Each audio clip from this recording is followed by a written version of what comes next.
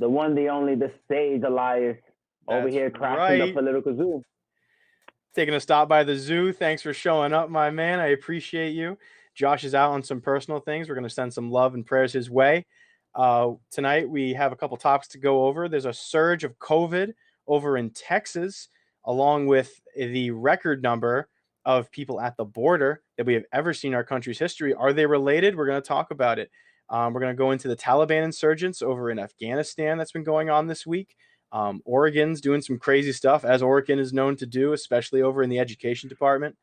We have some issues concerning other vaccination cards in Hawaii. And if we have time for it, we'll go into the earthquake over in Haiti. Sage, how you doing tonight? Welcome to the show. Yo, man, you know what's funny? I've been hearing a lot of buzz about you guys, man. So, like, man, when you guys asked me to come on, I was like, perfect. This is where I could see what all the noise is all about, man. And these list of topics got me. I mean, Oregon got me feeling a certain type of way. But, yeah. You know, but we're gonna wait till we get to that. But I've been feeling good, man. You know, this week I've been doing my thing. I'm trying to talk to 10 different people in my daily commute, in my daily errands. I just kind of try to see what the world is like. I started doing that 6 months ago. The first 3 months were scary as shit because I started realizing that the world's gonna burn and we're gonna lose toilet paper. Oh, and then I don't know. I feel like now the world's kind of waking up. So, you know, I kind of feel okay now. I kind of feel at least people are understanding that the vaccine shit. Well, at least in my neighborhood, you know, people are waking up to the bullshit that's going on in the world. They just want more answers, not more excuses. So I feel kind of okay. For those of you who can see in the bottom corner of my screen, my cat Nora wants to say hello. Say hi, baby. Oh. Say hello. She just wants to hang out. Sorry about that. Welcome. Nah, you straight, man. She's got a way of inserting herself. Alrighty, so our first topic tonight, Texas COVID surge. Texas had a surge of over 200,000 cases, as well as at the same time having record high illegal immigration numbers. There are 4 times the amount of people at the border. Over 200,000 people have shown up to the border in the past month, as opposed to at this time last year. Could these people that are showing up at the border be influencing COVID numbers over in Texas? Or maybe they're running from a COVID number down in South America. Eli, what do you think? So this is Delta, right? Yeah, this is the only thing it said was COVID. I think they're lumping Delta and COVID until like Delta variant needs to be brought up to show that like people who are getting vaccines aren't like, you know, they're still getting sick. Okay, so I don't know, because I don't want to sit here and blame the illegal immigration, because isn't the world, isn't COVID spiking everywhere? Like COVID spiked in Florida, oh, of course, New York. So do we blame immigration on that, or is just like I don't want to blame it on them. I think it sucks. I think COVID or Delta came in and said, "Yo, we got this great spot in Texas where a bunch of new people are coming every day. Right. Let's just start swarming in," you know? So I think it's that. I think it's a very unfortunate event. And I think it's something where we have to, again, take care of our border control, you know? Like, not even saying how we have to stop immigrants from coming in. If, shit's crazy over there, bring them in and get them quarantined, get them in, put them in land. There's so much business between the border and civilization. You already learned that because of Las Vegas, we can build a civilization on pure sand and it will thrive. So why not build sand? Why not build a little town next to the border where refugees can come, stay, get together? Call it a halfway house. Call it a Mexican standoff. I don't care what you call it. The Mexican it could standoff. Literally be anything. Like, it could be somewhere where they could go, get clean, get stuff, understand the world. You know, like, I'm just very upset. Like, our border control our world is failing. Our education system is failing, and COVID just showed that more and more as it came about. And we're seeing again how our border control is not handled properly. Yeah, people are coming in and they're sneaking in, but they're sneaking in, but they're not being treated. They're not being cared for. Why? Because they're afraid that you're gonna come and bang in their doors and take them away and put them in Peru or Mexico, Jamaica, Ireland, you know? So I honestly feel like with Texas, and Texas is a forefront. Like Texas is the forefront in immigration, so they should be acting. And I give a lot of heat to Texas because Texans talk really big, like, oh, we're the best, oh, we're the Lone Star State, and all this stuff. Like, yo, so then act first. If y'all the big brothers, I feel you. Y'all the big brothers, I got no problem with that. Be the big brothers and be the first example. Yeah. Start welcoming in all these immigrants instead of saying, yo, you know what, these are wetbacks or coons or blah blah blah. Like, nah, fuck all that noise. Take them in and figure out something, because at the end of the day, they're not going to stop coming in here. Why? Because this is America, the place that we hate and love. They love it too. They need to be here, because at the end of the day, over there in Mexico or Peru or Haiti or this place is good. They think over here like, oh, you guys got to worry over here. We got to worry about racism and bad taxes. They're like, yo, that's great, son. There's people in Humvees that come and take my kids every morning, and I can't do nothing about it. Put me over there where I just get to be called a slur every now and then. I'm chilling as long as I get my paycheck. Like, immigrants are they see a different view of America, and we need that in this world. Now, I'm not saying allow all illegal immigrants into this country. No, I think everyone should be legal. Everyone should be documented. You know, there definitely has to be a security standard. There's a lot of bad stuff that goes on at the border. A lot of people smuggling drugs. A lot of people smuggling people. There's issues that are higher outside of the range of just, I don't like that they have a more tan, like pigment of skin than I do, therefore I don't want them in the country. That's not what, like, the vast majority of people who say we need to stop illegal immigration, that's not what they're saying. There's a lot of drugs, a lot of crime, a lot of gang activity that comes up through the border that needs to be maintained. If it's a family of like 4 that comes up and like, hey, we want to be in a country with better healthcare, and we're willing to, learn English and recite the Pledge of Allegiance, of course, come on in. That's not what I'm saying. I don't want people to die, especially with COVID. It's an issue, but it is a double-edged sword regarding COVID, because we have to take care of our own people during this pandemic. Like you said earlier, this disease is hitting New York. It's hitting, Boston. It's hitting everywhere, regardless of immigration status. Even though it has the capital of it, like of immigration from the southern border, like you said, like there's still people that are going to be affected by COVID on the front of the American population. Is it our responsibility to be letting people in from another country and giving our healthcare and our resources to make sure they're okay? Damn, that's a good ass comeback. And the thing is, like, I want to say absolutely, because I definitely don't want like people dying when we could help them. I want people to be treated. I want people to be taken care of. I want people to be able to get medicine. But at the same time, this is tough because we have a lot of people we need to care for. Why are we responsible for caring for people who are just showing up? That's the argument, and we have to decide which side is more reasonable. I feel like everybody, it just hit me. I feel like everybody takes a lot of these hot topic arguments, like immigration, racism, rape culture, I should say, right? And they make it very binary. Right. And what you said isn't wrong. That's why I was having a hard time trying to rebuttal it, because you're like, damn, if you put it like that, then yeah, bro, you're absolutely right. Like, yo, fuck all you guys. We need to take care of us. But the world isn't binary, Right. It's not all ones and zeros. And it's okay to think like that in certain situations. But the minute it became a pandemic, whether it's a pandemic, it's a pandemic because it's affecting the world, whether it's planned or not, right? We should have stopped thinking about this as binary and started thinking about this as whatever the opposite of binary is. Sorry, I'm not that smart. Oh, so like, I mean, instead of binary, put it in the metaphor of like black and white.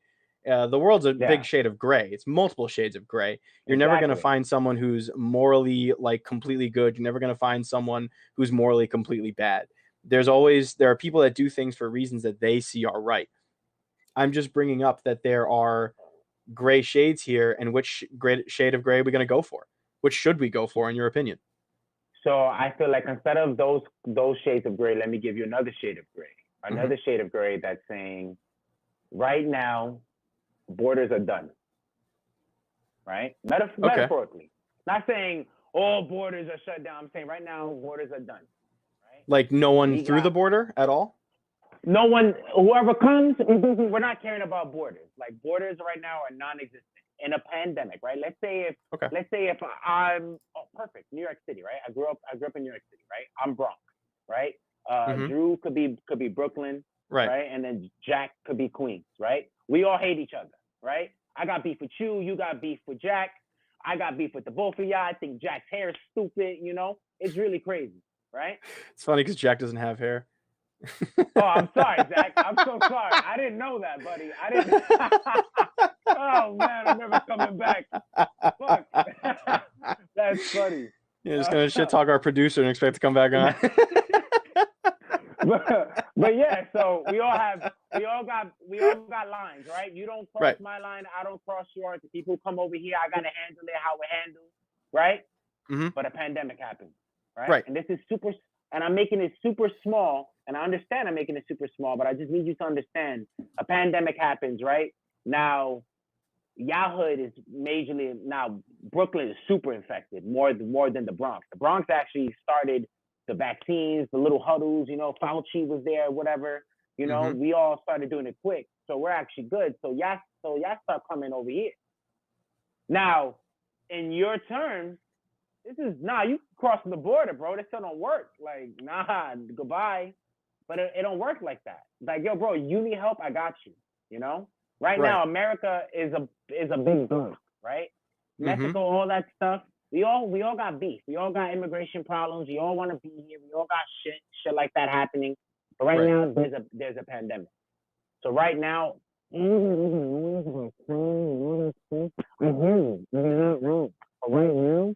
got to worry about making sure that these people that they come here to the land of the free. Elias, I'm having a tough time hearing you. Your mic keeps getting really muffled. Oh, I'm sorry. Can you hear me better now? I can hear you better now. Yeah, just for a second during your I'm sorry. During what you were saying, it was cutting in and out. Yeah, my damn hoodie was working against me. So yeah, what I was saying, like, you know, so like besides all that, we should be focused more on, okay, we have an immigration problem. Yeah, we have an immigration problem. Do you think we're gonna fix that immigration problem? When we haven't fixed it before, when there wasn't a pandemic, but you think right now, when there's a pandemic, we can't get nothing. We can't even get civil rights on the board in the middle of a pandemic. We can't even get paid. We can't even get vaccines. Who can get a vaccine? Who can't get a vaccine? So you think we can get immigration done? No, right? All right. We can just all agree. Nah, it's not gonna happen. Throughout this pandemic, immigration is gonna be shit. So let's focus more on what can we do for these illegals that are here, that are scared, that can't get vaccinated, that don't know how to get vaccinated, and what can we do to help them? I am okay. My side. Yeah, exactly. I totally hear what you have to say. I am totally willing, and I'm usually very right on this issue. I'm very no illegal immigration. I'm very do it the right way. I'm very against human trafficking and drug trafficking. But during a pandemic, it sets a condition that changed a lot of things. And during this pandemic, I would be willing to compromise on a complete border shutdown, but with that border shutdown, have a temporary, through the pandemic, zero deportation rule, to where you have people who are in our country who could be infected with COVID, who need treatment, who need vaccines, who need help. I feel like now with this pandemic, I feel like if they go to a hospital and they're like, I have COVID, a disease that a lot of people around the world are getting, that are getting them to the point where they need to be hospitalized. They can't smell or taste anything. It's killing a lot of people. That if you go to a hospital and you say, oh, I'm an illegal, I don't have any American identification, but this is my name, please help me, then the hospital should be able to treat them without having to contact the police. Do I think that should be an effect normally? No. But now that we have a massive pandemic where it's a lot more likely that an illegal immigrant is going to get sick, that people are going to die, I want to preserve life and help. And part of helping people is making sure illegals that could possibly do crime don't come over through our border, but during a pandemic, shut the border down, keep them here, make sure they're well again. Then at the end of the pandemic, when everything's back to normal, Let's resume this business as usual. Let's get back into this border debate. But for now, we have a more pressing issue. We have a worldwide pandemic. We can't deal with something like illegal immigration when we have to put all that money toward getting people to be well again. We have a really cool comment over here from our Twitch chat. Gregory Chemis asks us, do you think that the problem in Texas is related to the GOP passing an optional mask mandate for COVID-19? And he also brings up that in the Canadian border, it's much harder to get in between our countries, much harder to get up to Canada than it is up to the United States through Mexico. Let's just break it down to the two questions. First question, Eli, do you think that the mask mandates are having trouble with the overall numbers of COVID? And I apologize, Greg, I just saw you are on Haps. It was the first comment that was on Twitch. My bad. Eli, your mic is muted, by the way. I can't hear you. You're absolutely correct. It is muted. There we go. I think, to be honest, questions like that is like, do you think the no mask mandate is a problem? Because then I feel like, yeah, okay, but then at the same time, we could say the same number of people that aren't wearing a mask that are causing COVID are the same. It could be the same side of equal of people that are not washing their hands, the people that don't change masks, the people that don't change gloves, the people that just traveled and think that they're wearing a mask. Like, it could be a lot of things. Like, you know, like this is something that is easily contagious, and that's something that's freaking us out. And I feel like that's what the media is trying to have us understand. Like, they're trying to manipulate the sheep and thinking, oh, we can control this, just do this. But I feel like if you just let them into the reality, like, yo, this is super contagious. You can get it from fucking anything.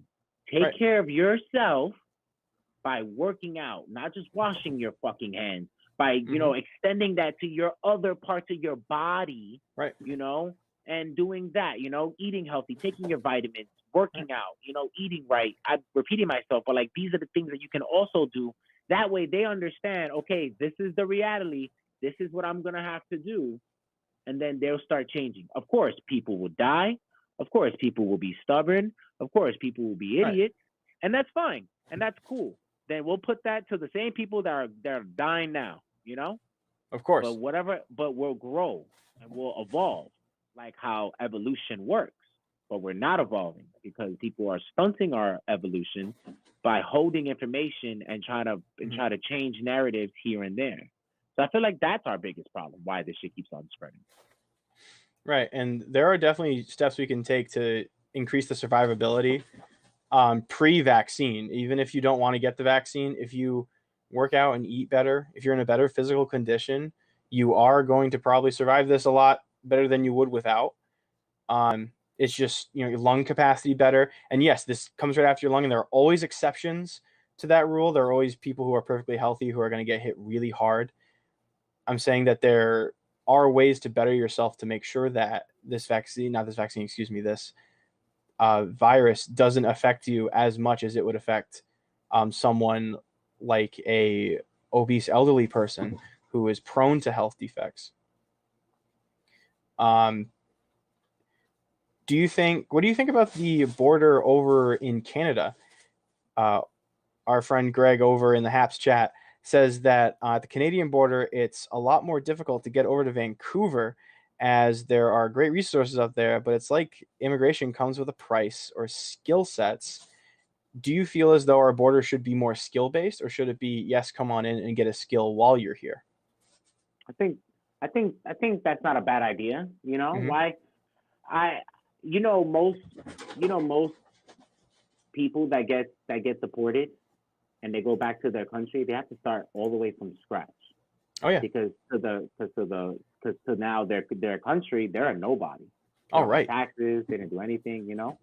So let's say I'm from Peru, right, and I'm on a visa, but to get into Canada, right, I had to learn a trade, even though I have a visa. Okay, cool. I learned a trade. I have something in my thing. That's pretty dope. I learned electrician, right? I'm electrician now, but I leave that. I go into podcasting. I start talking wild shit about Trudeau, and he supports me, right? Which is something that Canada does do, but I won't talk about that. Yes. And so I get deported back into Peru. Now I'm starting back from square one in Peru, but now I have a trade. I'm an electrician in a There third you world go. country. I'm Yeah. fucking Steve Jobs and Kanye West Yeah. if I wear the right Right. sneakers. You know, like I Exactly. could do this now. So you know, I think that's a great idea. I'm not far fetched from that. Even basic education, like you have to think a lot of these Hmm. working in the education side. I got to meet a lot of illegal immigrants that weren't really on the high educational level. You know, some of them couldn't even read, and then their children couldn't even so it's hard to like like people don't really expect it, but your parents do some type of learning at home.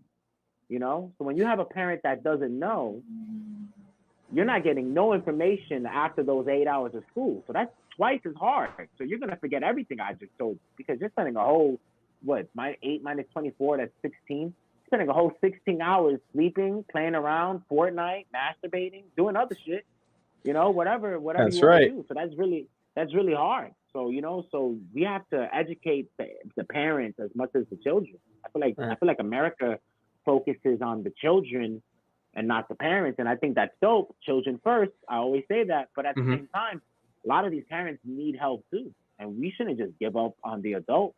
Like we're the ones keeping this boat going. You Of know? course. Yeah. Parents raise the future. The Yeah. future is important, but to make sure that the future is prepared to be better than what we have now is also an extremely important job. While we're talking about education, one of our Mm-hmm. topics tonight that we had drawn out, Oregon just passed a new education bill that has made it so in order to get a high school diploma, you do not need to be able to read and write in English, and you also do not have to prove that you know any mathematics. Just newly passed in Oregon. Oregon being a very guinea pig state, they've been testing themselves a lot in new policies, very left wing policies, lots of protests, lots of things to see if a far left, almost anarcho left utopia can work if you strip away the order that the previous law of the land has established. Eli, what do you feel about this new education precedent? And do you think it's the right way to move forward? All right, I'm gonna break it down into everything Mhm. that you said. You said they wanted you can get a high school diploma without learning Before any you say English. anything, I just want to make sure that this is out there. The reason why this bill was introduced and passed was due to the semi high rate of dropouts by African American and other minority communities. It was to make sure that people of different races can get high school diplomas easier without having to drop out. So now that the reason why it's out there and what it actually is out there, I'd love to hear your thoughts and opinions. You said you worked as a teacher's assistant for a while. Let Hmm. me know what you think about this. Wow, that really changes my whole energy. Yeah, Hmm. I hate you for that, Drew. I was gonna really shit on Oregon, but now I kind of gotta give them bail and shit on them at the same time. Son of a bitch. All Well, right. it's weird because do you think that, like, while I believe, yes, everyone should be educated no matter the race, no matter the creed, no matter what your background is, everyone should have a basic high school education, but is lowering the bar to get a diploma worth it in the long run? That sounds like a really bad decision at face value. Okay. My first year working in the Department of Education, Mhm. I worked in the attendance department. My job was to make sure that the kids that are 70 to 90% absent throughout the school year made it to school and left my bracket, right? To go Mhm. either up and definitely not down. Because after my bracket, it's child services. I got into a lot of good conversations with a lot of parents, a lot of dropouts, a lot of people that I got to save, and some of them I couldn't. I get the gap for kids. I get how hard the system is. I Mhm. get that I get that the system will tell you that kids slip through the cracks, but these cracks are pretty fucking big and they're not cracks. They're fucking I don't know what They're the big holes enough. at that point. Yeah, yeah, thank you. Holes, And I get it. And I get that it's fucking hard, you know? Coming from someone as myself that was gonna drop out. I was Mhm. gonna drop out. I wasn't gonna do this shit. But if I didn't meet the right music teacher and the right English teacher at the right time, I would have been that percentage. Like, yeah, fuck yeah, you don't have to do this. But I feel like what Oregon is going about it is extremely the wrong way. I always say, like, there's so many different ways to reach these kids to lessen that gap than just giving them what they want, because this is what they want. Oh no, I can't graduate unless I don't do math, because I don't need math. How many times have you heard a student say, who needs trigonometry in the real world? Who needs this in the real world? This is very important. I'm never one of those idiots that says I never needed trigonometry. I failed trigonometry, but I needed it. I was one of those big idiots in high school. I annoyed my math teacher to no end, talking about how I didn't need weighted averages and all this BS. But you never know when it sneaks up on you, especially like I saw a clip the other day of someone working on a house, and he built a deck, and something about the deck was structurally unsound and it semi-caved in. He was able to get out in time. But one of the top comments on the clip was, this is why you pay attention to trigonometry in high school, because you never know when you're going to need it to engineer like a building or a structure that you're going to have to build, or you need something for work or something like that, to compile data to make it easier to look into things. 100%. So I totally like understand where you're coming from. Like, yeah, you should pay attention. These core things are very important. Now, do you need chemistry? I don't think so. I'm not that guy.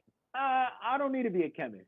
But I'm saying that as a requirement to graduate. If you should put that as an elective class, that's perfectly fine. So all the chemists out there, I'm not hating on you. I'm just saying I'm tight that I had to take a chemistry region to just fail a chemistry region to just take a little chemistry project to pass chemistry just so I can graduate. Like, that was bullshit. I was like, I'm never going to sell drugs. I'm never going to make drugs. I'm never going to do this. I don't want to be a doctor. Blood scares me. I got one tattoo. The pain was crazy. I don't want to do this life. I'm not about it. I think math is important. I think English is very important. And it's not saying that, you guys shouldn't learn your language. We're not saying. I do think that's another thing too, that schools should be more welcoming to other cultures.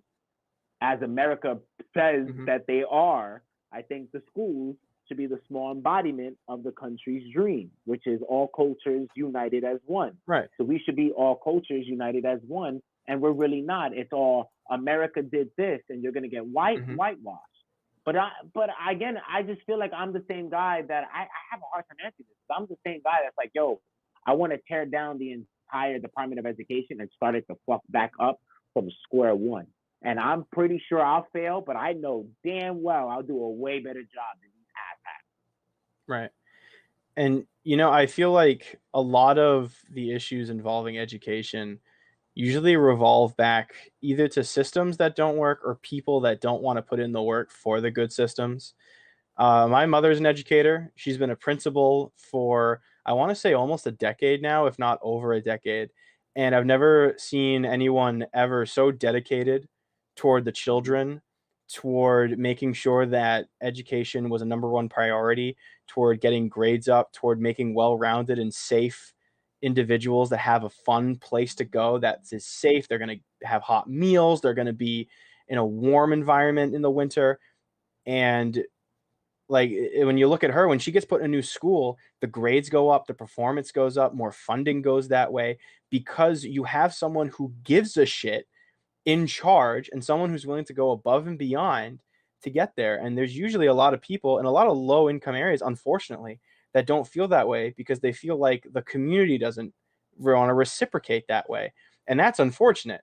And like, someone has to take the initiative to be able to go above and beyond and make people, like, you don't have to be a math nerd, but you have to be able to do the quadratic function to grasp something. If you ever want to go into sales, if you ever want to go into anything that requires data, you need basic algebra. Just to circle back to the topic that we were originally discussing. So Oregon has a very low bar in order to get a high school diploma. You were talking about not needing chemistry. What subjects and what like sub-subjects of those subjects, like different forms of sciences, different histories, which do you think that is required in order to get a high school diploma? Like, say the vote was passed and I'm now president of the United States and I appoint you as my director of education, and you get to take the education system in America and mold it like clay. How would it look in your perspective? Oh What God. courses would you say, All yes, right. you have to be able to do this in order to pass, or not? You can make this as comprehensive or as simple as you can think of. All right. We need to get math all the way up to, is geometry past trigonometry, or is that? Geometry is a precursor to trigonometry. Oh, really? All Yes, right. because Well, see, geometry I is all feel the basic trigonometry. shapes. Trigonometry is like all the triangles and like the angles, like sine, All right. cosine, So and tangent. at trigonometry, that's about Hmm. as much as we need of math. And Okay. just a basic concept. You don't have to be the ace kid. Like, it's Right. pretty straight for math. Reading, you need to know how to read. I don't know how much to stress that. You need to know Yeah, I how to know. read. Really though, like Like, you do need to know how to read. It's funny like, that's a controversial topic, but yes, you do need to know how to read. yeah, like that's very important. Up to Hmm. what level? When you look at a book and you don't get overwhelmed by the words in the first page, then Hmm. you're good. All right, we're gonna put that there, because all these things, math helps you to not get cheated on your own money, to make sure Right. that you don't lose money. Right. Reading Mhm. makes sure that you're reading the underlying print of what people are telling you.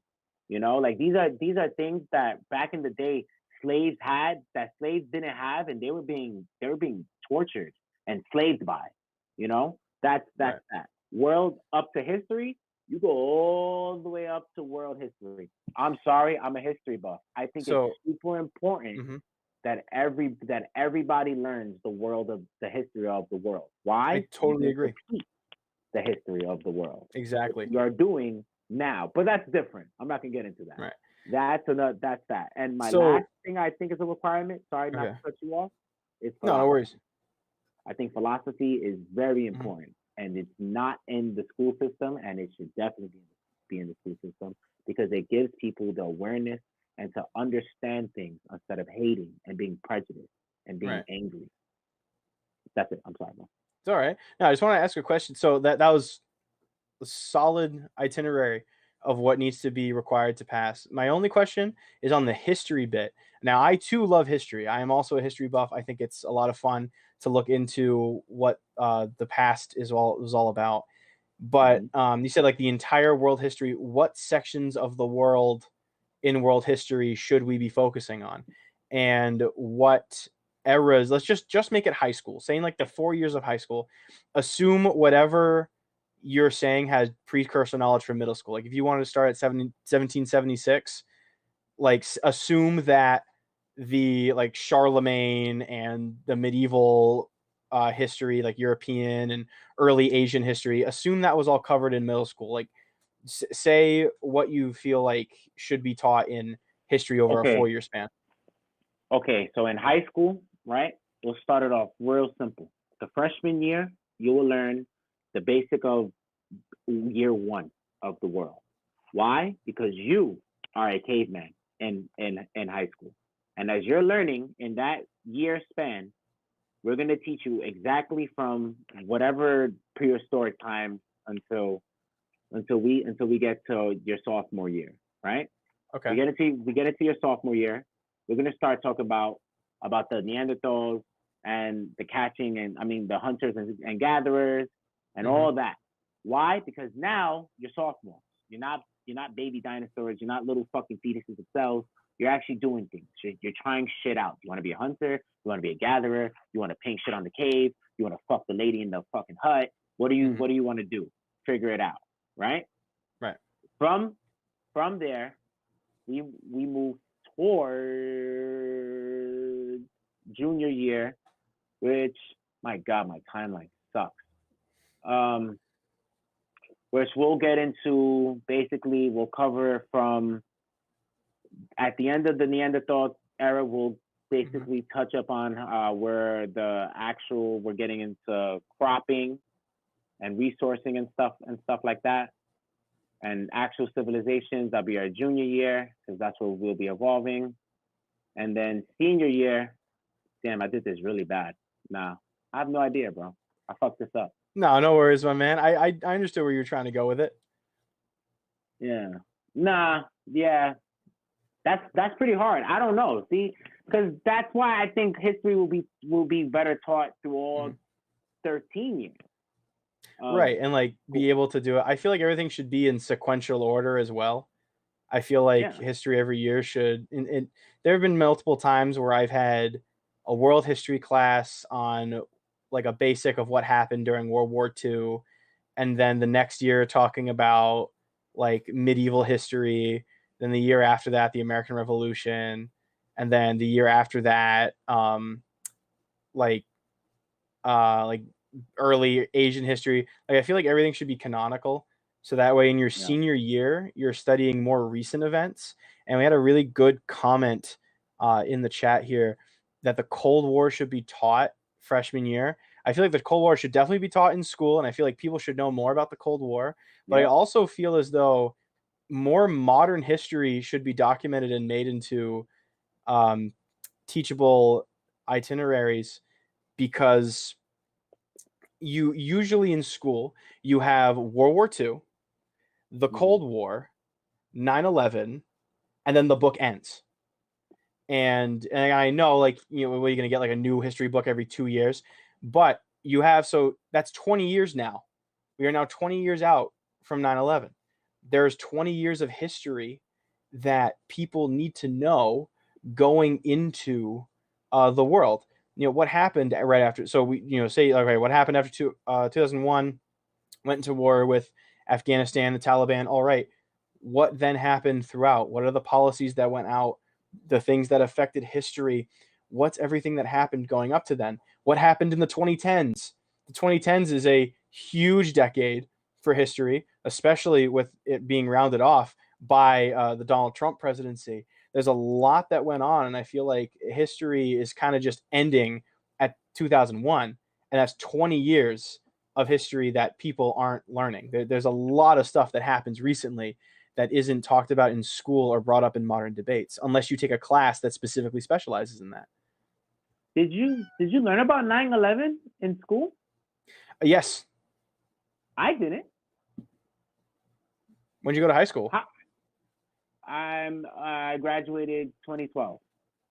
Okay, I graduated 2015, and we had Wow, like a 3 whole years unit in like modern difference. history on 9/11. That was always the ender, was 9/11. We learned about the people who uh, got in the planes, and because there were I believe 16 people, and like about them and what they were about, how they got on the planes, the aftermath. We learned about the fire crews and what it was like in New Mhm. York. We saw plenty of documentaries, especially around 9/11, because you know it was like the second week of school whenever we went back, so we'd always have a documentary in history class about it. But I feel like it should be an educational unit on the things that came before that vindicated the Taliban to do that strike, as well as the aftermath and what that influenced next, like the formation of ISIS, the how the Yeah. U.S. reacted to it, like U.S. morality toward this war on terror,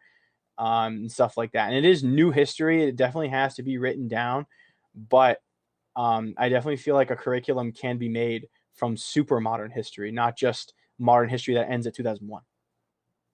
So I think, and this is just a theory, but I think they give time before they put all the worlds, before they add new stuff into the Mm-hmm. textbooks. Because I'm really starting to think the last shit I learned about in school, recent, was the Cold War. That was it. Right. Greg, I don't know about you. That's the last thing I learned. So from the Cold War, when was the Cold War? The Cold War ended in 1991, Christmas 1991, with the fall of the USSR. So from 1991, and you said you learned about 9/11 in 2015? Right. All right, And there is 1991. Let also me. like there's 10 years there of history that's usually glossed over. I just truthfully, and I don't know if this kind of shows either my ignorance or if this just shows, you know, how I wasn't taught about it. I didn't know what the LA race riots were until the George Floyd incident of last summer, and people were comparing it to them. Like Yeah. I didn't know those happened. we weren't taught modern like race relation history, like things that happened in the 90s. That was just, oh, that's stuff that happened. I didn't know about that until then.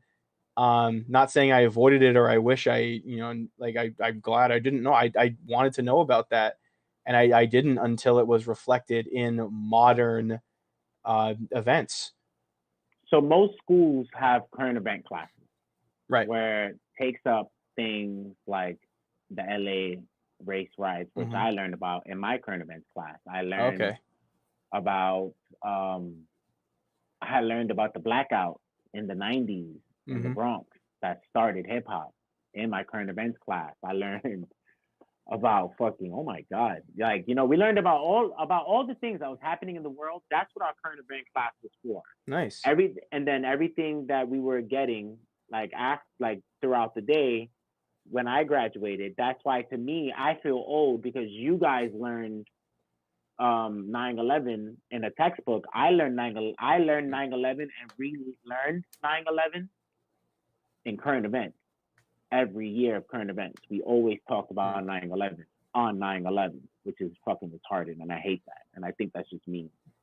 But Well, I mean, it is a day to yeah. commemorate. A lot of people lost their lives that day. Oh no, cool. I just don't want to talk about it on that day. I know what today is. It's like, cool, bro. Let's just not make it. Like, let's do this on the 12th. The 12th, let's talk about 9/11.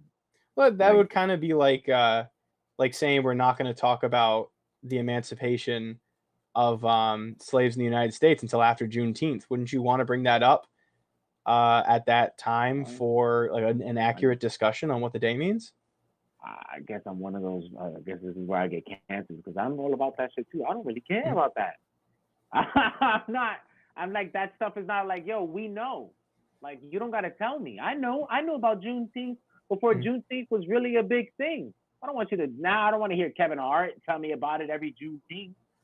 You know, you should be telling people about Juneteenth on June 20th to all the way to June 18th the next year. And then Juneteenth is just a straight celebration where we don't have to teach people. That's how I feel about everything, you know? Okay. I'm all about we don't talk about Christmas on Christmas. We just celebrate Christmas. You feel me? Like, I get what you mean. I get what you mean. Kind of like the month leading up to it. While we're talking about 9/11 and the Taliban, they've been really active this past week. Skirmishes all over Afghanistan. Insurgents going through, taking territories all throughout. The embassy in Kabul, the capital of Afghanistan, the United States Embassy, has begun shredding documents as well as destroying other property in fear of being overrun. They have given the official warning around 3 hours ago that the embassy will be evacuated in 72 hours. So they're given a 72-hour warning to get out of the building. The Taliban is showing up again. They're alive and well. They've come right out of this nap that they took, essentially, and now they're coming back. Have you been following these events over in the Middle East? Nah, I really haven't. And It's been really underground, and I'm kind of blown away with how the news isn't absolutely blowing up. I mean, we do have COVID and other things to worry about, but I do feel like this should be a little more talked about. Over in Afghanistan, it's absolutely insane. The Kabul airport is being seized by the Taliban. They're executing Afghan troops who are surrendering, according to the United States Embassy. They're reaching districts that are getting closer and closer to the capital. They've seized the Afghani public radio, saying that they're not going to be playing any music. They renamed it to the Voice of Sharia, which is probably not going to be playing music. They're probably just going to be straight propaganda against the Afghani citizens. It truly is something that's crazy. This is definitely a turning point to where the Taliban, because the Taliban kind of faded away, and then ISIS was the one who took the spotlight, and now the Taliban is back in its full force. I mean, if the Taliban has been more active and we haven't been following it the past few years, we haven't had a lot of reports. It's all just been ISIS and ISIL and this organization going in between these countries with Hezbollah. but now like they are straight up showing up, taking things, stopping air traffic. This is becoming an issue over in the Middle East, and with Biden's new plan that he announced this week of doing a mass evacuation of troops, do you think that this is going to get President Biden to throw troops back into the Middle East, or do you think we are just going to leave and let the Taliban take it over? I think I really think this is all a bunch of bullshit. But I just like I feel like in what way? Like in what way? Like elaborate on that. Like I want to like what feel like what do you mean by that? Do you think Biden, like it's being reported out of proportion? Do you think it's not happening at all? I don't think it's not happening at all. I do know that in the Middle East, the Taliban have been going on a domestic war inside in the Middle East. So I'm not going to sit here and be like, nah, that's fake. Am I saying that right now it's a big problem and we need to address it? Okay, this was a big problem 8 years ago. This was a problem 4 years ago. This was a problem 2 years ago. This was always a problem. I just feel like now they just opened up their trunk of problems and said, "Oh, we're gonna use this so we can keep people over there in the Middle East." Because at the end of the day, war gives in money. That's it. Right. War feeds us. That's how America makes their money, on war. That's why we're picking a fight with the Middle East. That's why we're bombing Saudi Arabia. Do I find it weird that we're worried that the Middle East, that the Taliban is taking control of the Middle East and stopping air traffic when Joe Biden's been dropping bombs in Saudi Arabia like he's fucking Oprah Winfrey giving out Maserati? Like, nah, bro. I don't really like. To me, that's like, oh, that's a problem, bro. We got our own problem. So let's really like. That's cool. Taliban's always a problem. And again, why is that a problem? Why is that a thing now? That's just my question. Like, why is that a big thing now? Why is COVID not working anymore? Is immigrants not working no more? Is white kids not working no more? You know? Right. So earlier in the week before this whole thing happened, President Biden was announcing a complete pullout strategy, quoting, which a comment reminded in chat, that recently stated that the Afghani people and the people of the Middle East need to fight for themselves and they can't rely on us anymore. So we have been pulling out and lessening our influence, thus then opening up that vacuum for terrorists and other entities to be able to seize power. So they're kind of like, the U.S., the strongman's not there anymore, so now they're coming out. Do you think this is going to end with a redeployment of troops? Do you think Congress can pressure President Biden to put troops back into the Middle East? Or do you think that he's going to stick to what he said and the Middle East is going to have to learn to fight for themselves now? I'll tell you right now, if Biden does stick to his imaginary gonads that he thinks that he has, right? And he says, yo, we're not putting those troops back in, I will, for once in my life, give that man a salute ever. Because I'll be like, bro, finally, you stuck to something. But do I see him putting them back in there? 100%, bro. I think this is all a PR. Right. A big ass PR. Just like when Obama said, I'm bringing all the troops home from Iraq, and none of them. That's right. Every president's been saying we're going to take them back out, and none of them have been able to successfully do it. It's not so much a cut and dry black and white issue like we were talking about earlier. World's not so black and white. It's definitely a gray issue. I had a professor in college who said it the best.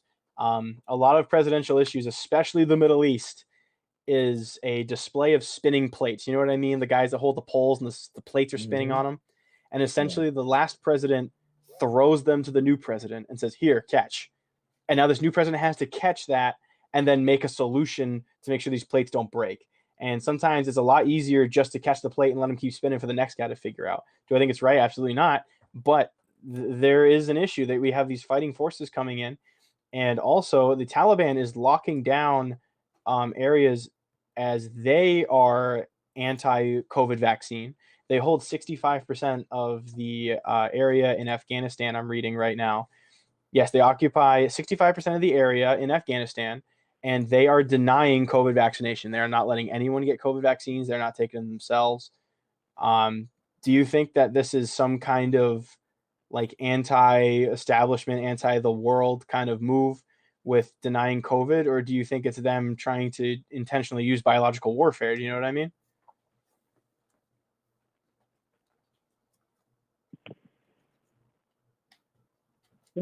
I'm so, to be honest, I hate that term, biological warfare, because that's Mm-hmm. just like, I don't want to even admit to that. So I'm gonna go with the other one, just because I'm definitely afraid of biological warfare. Like I Oh know yeah. people that are afraid of like China's gonna rule the world. That's all cool.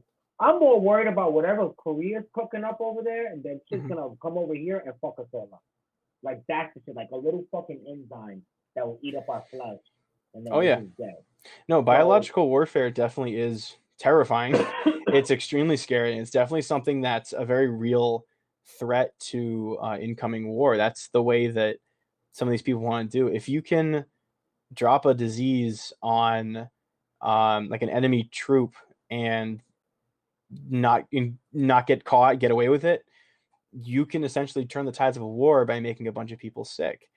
yeah, This COVID has been proven through leaked emails and documents that this has undergone um, modification to make this disease more transmissible in humans. It took it from animals to make it into humans. That is a fact.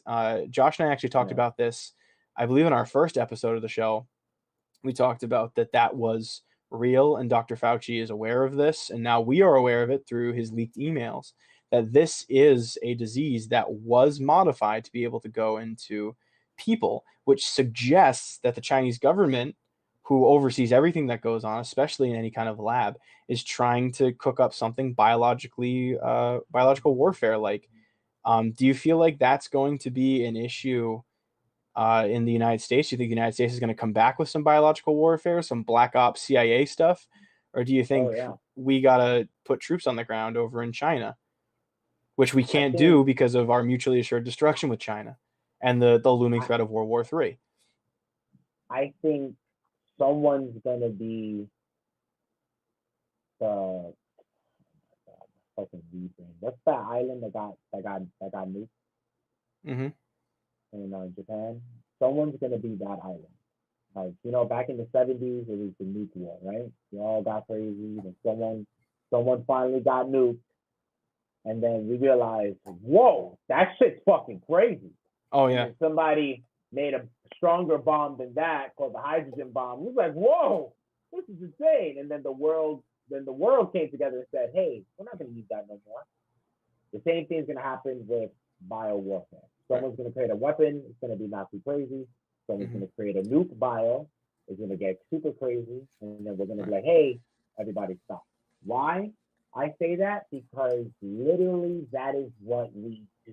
We are mortal. So that's my Now, thing. So all I'm saying, who I yeah. think is going to be the little island in Japan that's going to get nuked? Probably us. And as much as I love the thought of us coming together as a UN, laying arms down and saying we're not going to do this, I feel like China's not someone that's going to listen to the rest of the world. I feel like we could all put a ban on it and China will continue to do it. I think that's evident through China's treatment of their workers, where it's people get paid $2 a day to do stuff, and the Chinese government listens to everything. And if you go to a protest, you get arrested. China is a totalitarian state, and it's not going to bow to the UN. It's not going to say, all right, fine, if the rest of the world thinks so. They really don't care what other people in the world say about them. And they know that because, and I bring this up all the time on this show, because it's something that needs to be addressed, and no politician wants to talk about it. China and America's mutually assured destruction. If one of them dies, the other one dies. I hate using pop culture references in political discussion, but in Harry Potter with Voldemort and Harry, how Harry was Voldemort's Horcrux, and they can't die unless the other one will live. Yeah. It's just like that, where the world's biggest producer, the world's biggest consumer. So if United States decides we're going to put troops on the ground in China and we're going to start knocking on all of your doors and we're going to make sure that there's no biological warfare, they're going to say absolutely not. We're going to get our friend Russia to punch you in the face, because we can't just straight up start shooting China. And then it's the alliance system that started World War I is going to be starting a World War III. So we're trying to avoid that. But at the same time, China wants to break this mutually assured destruction. The first country of America and China that breaks this mutually assured destruction is the country that is going to live. The only country that can possibly stand up to China is the United States. And the United States can't, because if we do, we die. The entire world dies if we decide to go toe to toe with China and have a boxing match with them. The country that can get out of the MAD to make it so that way they don't die upon a conflict with a country like that, they're the ones that are going to win. And China's the one that's gearing up for it. China is desperately trying to convert their population to the world's biggest consuming population, as well as the world's biggest producing population. They're trying to reach out all over the world to be able to supplement and replace the United States. That's the race. The United States needs to have a production network that beats China so we can cut China. That's how the US wins. And China needs to have a consuming network that beats the US. That's how China wins. Both difficult to establish, but I feel like Trump was, and like love him or hate him, he was going in the right direction with the production angle where he wanted to bring jobs out of China back into the United States, or at least in North America, at least in an allied nations that are close by, that we can get local workers to be able to go back to work. And then that will be able to open up a discussion for livable minimum wages and be able to get the dollar into a better position. China has everything by the absolute balls right now. And unless we acknowledge that our balls are in a vice by China, we aren't going to get anywhere. And China's gearing up to try to win this invisible war here, and the US isn't. And that's something that's absolutely terrifying to me, that in possibly 50 years, when I'm in my like 70s, the United States might be the subject to death by China being able to get rid of this mutually assured destruction. Why you say that America is not preparing? I think that we were preparing under the Trump administration. We were trying to get out of it. It was kind of unsaid. People don't want to bring it up because people have a tough time saying that China is an evil country at its core, due to people there are a lot of people that are prone to taking things way too far and going after Asian Americans for the fault of the Chinese government. It happened with the outbreak of COVID. There was a giant spike in assaults toward Asian Americans, who, Chinese or not, as long as you looked like you were from that region of the world, the people were attacking, because it's like, you gave us COVID, your people gave us COVID. They're not their people. They're people in the United States. Like, they were born here, they grew up here, but there are a lot of people don't think rationally. My favorite movie quote of all time is, a person is calm, cool, and collected. People are erratic and irrational. Yep. If anyone can tell me the movie that's from, you get bonus points. But that's how it works. And if we openly say, hey, we got to beat China in this invisible trade war by bringing all of our production back, I will throw $10 on the line right now that there will be a section of Congress that is going to be saying that the China-phobia is rooted in white supremacist racism, and that we shouldn't be trying to break this, but embrace them as allies, when we know they will not do the same. I would love for the entire world to hold hands, hug each other, sing kumbaya. I love world peace, but in a realistic sense, that is not going to happen. If we show up to China's door with flowers and we say, hey, we burned all of our guns and we're willing to like cooperate, they're going to laugh and shoot us in the face. That's how the real world works, especially against a totalitarian, authoritarian dictatorship that is China, especially in this trade war. I think if you're a world leader of the free world, war should be your last option. Of course. I feel like it's very important that we sell freedom, you know? Because like the Russians try to sell freedom too, but it was in the form of communism. Right. Communism was their form of freedom. Oh yeah, perfect life, federal law, blah blah blah, whatever bullshit communism is. You know, and Right. that's what we, you know, like we sold openly given freedom. So if we sit here and what you're saying isn't wrong. Like I've been saying all this time, China's a fucking scumbag fucking country. But if we as a free country decide to step in and pose war, then it kind of doesn't make us free, you know? Are we fighting for freedom? Our freedom is set, you know? So what I was saying, it's not so much like a physical war. It would be a Cold War. It would be like the Cold War II. It would be an invisible trade war with China. It wouldn't be something where we couldn't go over there with guns and start shooting. We couldn't be having battles over in China. That's not so much I'm getting at. I'm getting at a war of attrition with like over economics. It would be an economic war.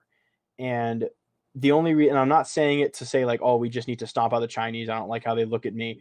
That's not what I'm saying. I'm saying that the Chinese want world domination. The Chinese government, excuse me. Let me make that clear. I'm not saying it about individual people. When I say the Chinese, I mean the Chinese government. The Chinese government wants the entire world to be like them. When you have a dictator, an empire like that, like a powerful dictator, they are never content with the borders of their country. You know, and you could always say like, oh, whatever, this is, you know, it's cool. I can be the dictator over here. No, they don't say that. They want to, China's claiming Taiwan is theirs. Hong Kong wants to succeed. China says, no, that's theirs. China's claiming international waters that don't belong to them. China is an actual formidable country that is performing pretty bad atrocities. China's performing an active genocide right now, which is another reason why I really don't like China. I don't know if you've been following that. The Chinese of the Chechen Muslims, also by Russia, have been taken to concentration camps. There are active concentration camps where Chinese are working Muslim people, like killing Muslim people, not feeding Muslim people. It's an awful thing, and it's something that needs to be stopped. There was actually a fair amount of petitions going around trying to get China to not compete in this year's Olympics because of their active genocide. And I kind of agree. If a country is performing an active genocide, they shouldn't be allowed to perform in the Olympics. I feel like it should only be nations that are not going around and kidnapping people based on their religion. But was Hitler in the Olympics? He was in the Olympics. Oh, Hitler's the Nazi Germany was in the Olympics. I mean, I don't support the Nazis in the Olympics if that was the counterpoint you were bringing up. But no, I'm not saying that, but I'm just saying like, yeah, no, I know. Like, the world sucks. Like, right, exactly. Before. Oh yeah, exactly. But like the Chinese government, like China is gearing up to take us down, and we're the only obstacle that stops China from starting an assault on world domination, with their help of their Russian allies and everything. And if we don't gear up and open our eyes, like we don't have to formally declare anything. It's just things need to be made in place. The Trump administration, I saw a comment that said, how did the former administration help us with that? Trump was constantly trying to get businesses to get out of China and back in the United States by lowering taxes on companies and other businesses. Do I feel like as a whole that was good? I feel like it was kind of meh because corporations kind of took a little bit advantage of that. Unfortunately, I feel like corporations need to be taxed more, but small businesses where it's someone's livelihood should be taxed minimally so that way they can get the necessary materials and be able to pay people, buy things, be able to have their businesses start up instead of these massive corporations knocking them out of business. And COVID did a really good job at securing the place of corporation and killing the small business. Trump's administration, under his administration, we saw a 400% increase in African-American owned businesses. We saw huge increases in other small businesses and ventures. right now, I mean, I would say that we're still in Trump's fiscal year, if I'm correct on that. Right now, especially after COVID, we are in the age of entrepreneurship. People are able to take what they love and they're able to make a lot of money doing it. And Yeah. this is something that the Trump administration was very business focused and very much, we need to take our manufacturing plants out of China and put them in the United States. Let's get Detroit back to manufacturing cars. Let's get like all the breweries back up in small areas of like Wisconsin, everything, like everything that's made in China. If we can bring that back to the US and make the minimum wage factory worker a living wage that with solid benefits and they're treated well, if we can perfect that, we would become a superpower that the world has never seen. Our biggest holdback right now is this big debate, because that's the big like socialist debate, is people are saying, oh, there's, workers are treated like trash. These corporations are getting really rich. Hey, what's going on? Kalia Hernandez, Tyler, I hope I said your name. Thank you so much for the 20 cents. I appreciate you watching the show. Thanks for the dono. thank you, Tyler. Kyla, that's how you say it. Thank you, Kyla. Um, that's like all of our big debates boil down to, oh, like capitalism is wrong, money's wrong. No, not at its core. It's just we've distorted the system that we had. If we can make a well-regulated economy where the minimum wage is livable, but not to the point where it's killing the dollar, if we can have a factory worker who goes in for like 8 hours a day, comes out and goes home and makes a good production now, we will solve a lot of our problems. We'll be able to like go out and be able to live, contribute back to the economy, and then that will be able to fuel us so we can start to take care of this China problem, where China and Russia and all these countries that want totalitarianism and oppression of their people. And I do agree with the Biden policy that was put up, where corporations and individuals that make above $400,000 get taxed more versus small business and property. I agree with that to a certain extent. I feel like that number should be raised just a little bit. I'd be more down for discussion. Maybe if I had some like charts or something in front of me, I would say around 500,000 or more. Initially, I'm not fond of getting a certain amount of money and then getting taxed for it like heavily. I feel like that's kind of like, oh, congratulations, you're winning at capitalism. Time to take some more of your money. You know what I mean? But I do appreciate like small businesses need to be put up and these corporations need to be put down. Democrat, Republican, right, left, libertarian, anybody, you gotta admit that these corporations are absolutely throttling the American economy right now, especially during COVID, where there was a massive wealth transfer to these corporations because the corporations were the only places that were allowed and had the resources to stay open during COVID. DoorDash blew up because so many people were out of work, and DoorDash having not a central office, but being able to take food so that way people aren't eating, it's perfect for COVID. Like it's a perfect idea for COVID, and it was a small business at one point, and now it's a corporation, and it needs to be handled and monitored. Um, and there's an argument when a lot of people bring that up that, oh, then these businesses are going to leave or they're going to shut down, they're going to go other places. I would love to see these corporations try to get any kind of revenue like they do from America. Like I remember I was talking to someone once, and someone said, oh, we should be taxing Amazon super heavily. And I said, no, like, we want to keep them in the country. I don't want them to go over and like be a huge force in China or a big force in Russia or any like countries that, it would benefit their economy. And one of my friends piped up and said, Amazon has millions, if not billions of dollars in infrastructure in the United States. Are they going to ditch that all to go start again in another country? And that made me think. And I thought, yeah, no, that's definitely right. I definitely agree with that. There are countries, no, excuse me, not countries, companies that are so rooted in the United States. If they said, screw it, these taxes are too high, these regulations are too bad, I'm going to go to Canada, they are not going to have nearly as much success. They're not going to have nearly as much success as they do in the United States. There has to be that happy medium. We have to be able to keep a balance between active overtaxing so that way small businesses can't be stopped before they can do big things versus corporations that need to be nipped a little bit, so that way that money can come back to the consumer, so that way it can go back into the economy and people can buy houses and cars and other things. So if, let's say Amazon, America starts attacking Amazon heavy, right? Mm-hmm. Amazon goes, well, we're spending about $50 billion on factories, infrastructure, and all this stuff in Mm-hmm. America.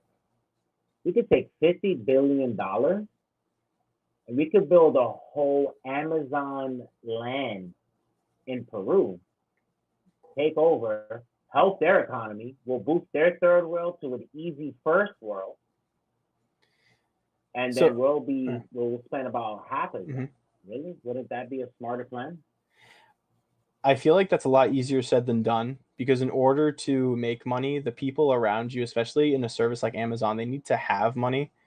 Actually, I'm going to look up Peru economic facts right now so I can better know what I'm talking about. Because the reason why Amazon has so much money in the United States is because people are like, can throw around money like, oh, I'll buy this on Amazon because it's usually cheaper than wholesale other retailers, as well as being able to get things to us fast in that area.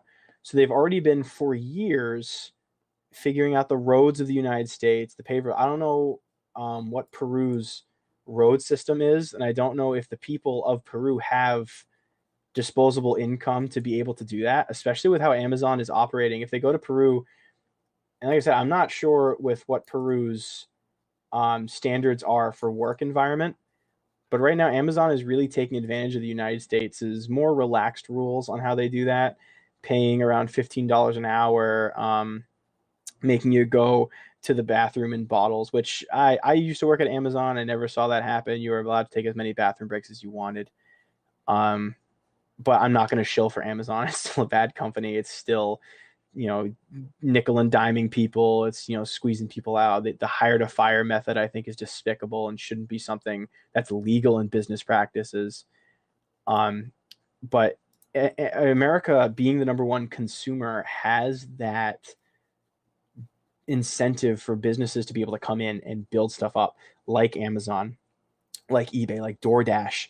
We're also a lazy people. So if you can get stuff to us fast and quick, we will be all over a system like that. If you take that to like Peru or like Yugoslavia, I don't know why that country just showed up in my head, but if you take those systems to there, they're not going to be as big of a hit, because number one, they're not going to have as much money as the United States does. We have a huge economy with a lot of people, and they're not going to be as big in utilizing the system. We are able, as the United States, to be able to put down these corporations without a fear of them leaving. I don't think that's a legitimate argument when people say like, oh, would you want like Amazon to go over to, Europe and just be like that, be their headquarters? Like, yeah, I tell them good luck. They have so many buildings here, so many warehouses, so many employees. They have so much. So a lot of the way that net worth works in businesses as well is that it's not liquid. It's not money that they can just pull out. It's in the infrastructure. It's in that employees. It's in what they have. So, when people say like, oh, Amazon's worth like 50 billion, like if they gave everyone 50 billion, they'd get it right back right away. They're worth 50 billion. That doesn't mean they have 50 billion in their bank accounts. It means that they have that in value with warehouses, with products they take, with all this other stuff. So it wouldn't be liquid. They wouldn't be able to take it out. So it's solid. It's stuck here unless they liquidate that, which again, I'd love to see you try to liquidate all these warehouses. Who's going to buy all these warehouses all over the country? And to that, I say, even if someone does take, buys all these warehouses all over the country, good, put them to local work. So that way people of the United States can then afford to eat lunch this week and be able to buy things, be able to have conditions where they can work. It is a big issue to where I feel like if we nip these corporations, especially Amazon, in the bud, it will be a win-win no matter what. All right, I respect that. Absolutely. Mm-hmm. Yeah, it's such a fascinating topic, the economics of businesses and stuff, because there's a lot of things that the left say that makes sense and is super, like, I understand the ideals behind it. There's a lot of things on the right that they say where it's like, yeah, that makes sense, and we have to like handle things with common sense and economic knowledge. So in order to truly fix the problem of the wealth divide in the country, you have to look at it as an equal party stance. You have to look at it bipartisan. You can't just go in saying like, I'm going to tax every rich person to oblivion, or I'm going to, or I'm just going to get rid of taxes entirely. You need to be able to look at it and say like, okay, what can this happen? Like, it has to be a sit down with a bunch of data, a bunch of people, and everyone talking about, okay, how are we going to make sure that all this wealth comes through naturally without establishing like either point blank robbery or like a system like communism or something like that, where it decentivizes work. That's the whole game. We have to make sure people still want to work, and we have to make sure that these companies don't lead too far up in value. So that way, they're gagillionaires, and then we have people who are working and poor. Like that's ridiculous, and that shouldn't be a thing. And that's something that needs to be looked at by someone who understands that both sides have a point. And I feel that most presidential candidates don't want to admit that, or would never say something like that. Mm-hmm. And that's what's holding us back, is our pride in this two-party system, to where if you agree with one party's point on something, you are then like instantly the worst thing that party can tell you are. You know what I mean? Yeah, I think Yeah. it's very stupid too. And Mm-hmm. honestly, if you was to strip down the whole electoral system, how would you and Right. rebuild it? How would you build it back up? Right. Now, with like the two-party system, I do agree that our current system is essentially a two-party system, and I feel like it's definitely not beneficial, because right now it's become an election system where people are voting against the other person more than they're voting for their person. You know what I mean? Especially in these past two elections, it has been more I don't want Hillary or I don't want Trump, and it's been more I don't want Biden, I don't want Trump, which stinks. It's not how elections should run. But say we go into a four-party system where everyone has a more or less equal voting power, you could win the election with 26% of the votes. You know what I mean? Okay, And so yeah, say like you have four parties that are all equally as popular. mm-hmm. The lowest margin for victory is 26%, right? Okay, Over 25. So say for instance that happens. Now you have 74% of the country that didn't vote for the current leader. And that becomes an issue in itself, because now the majority of the country doesn't want the person who's in charge to be in charge. And that in itself is an issue. yeah. And that's the only, and like I said, I'm not a big two-party shill. I hate that we have a two-party system and all that. But that needs to be addressed, so where we don't have an issue where a majority of the people didn't pick a country's leader by a huge margin, versus a two-party system where we're locked into candidates we don't like. What would So you do if you could just tear everything down, rebuild the election oh my system God, from scratch? What would you do? What would you do, that's Eli? such. I think your idea is way better than mine because I have no idea. I honestly don't even really understand the really electoral vote system. And Mm-hmm. what you just explained to me made me realize, oh shit, that's just a fucking scam. And Yeah. it's just like what I would do. It would be, I don't know. I would make it. I would first put people that are running in this election that are properly qualified. So that way they're not a bunch of morons. Or Well, like what's your definition of properly qualified? one, they should literally know every law and amendment by the back of their hand. That's literally So what a president there should are a do. lot of laws, Yeah, and there is. I could see, and it varies by, like, do you mean like all federal laws and all federal? Every, you to be the president of the United States, you have to be the guy that knows everything, that is everything. You are the leader of the free world. So Mm-hmm. as of when you go to other countries, you are the free world. So you should know the law, all laws. You should know everything. The law is you. You guys are hand in hand. Right. That's what I think. You guys, they should do that. Should definitely be someone that has a government background, that knows the government, but it's also not someone. But it doesn't have to be like in politics, like a governor or something like that. Right. If you worked in your community and you work for fundraisers and stuff like Mhm. that, and you did that stuff and you're growing, that's good too. A resume is a resume, you know. But if you're not qualified later on in the running, then we should be able to see that. You know, I think there should be a flat out test all presidents, all candidate presidents should fucking take. It's not. I Right. don't think that should be that hard. Figure out a test. Figure out who's a moron. Figure out like, yo, we literally give CIA agents and FBI agents tests that make us literally identify whether or not their dad diddled them in the third grade or something.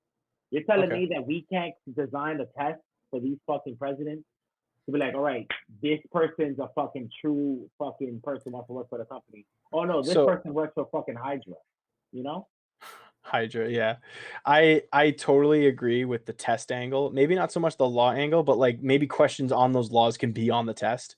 Like I'm willing to compromise, make it a solid test to where someone has to be able to understand the laws, what each branch does, how the laws have affected certain communities throughout, so that way the person knows how it works. Mm-hmm. So that way we can make sure that we have someone who's in touch with the American people and knows what they want, and then we can straight up know who's not. It should definitely be a test on like the Declaration of Independence, the Constitution. There should be a mental examination like at the beginning to make sure the person is of fit mind to be able to do something. And I believe that the doctor picked to perform that should be a randomly selected doctor, like jury duty. It should be like a Yep. team of doctors that are picked Yep. to perform it. So that Yep. way it's not like, oh, the doctor that all the elites use say he's okay. All right, yeah, that's cool. No, it should be like someone comes up to somebody in like Oklahoma and it's like, hey, you're part of the 5 doctor team that's gonna analyze these candidates that are gonna go forward to make sure that they are of sound mind to be in charge of the country. So what if one of these doctors is a Russian spy and working So as a secret agent in the country? that's See a how really tough that's a really tough question, because then that kind of opens up the question of what if everyone's a Russian spy? Do you know what I mean? nah, Like, yeah, but like that's yeah, it's like I'm like very what if, you know, philosophical. the head of this is a Russian spy? What if this guy's a Chinese spy? Like you know what I mean? Like Yeah, that's no, kind of, you I know, it feel kind of that. opens up that question. You have to ask that of everybody then.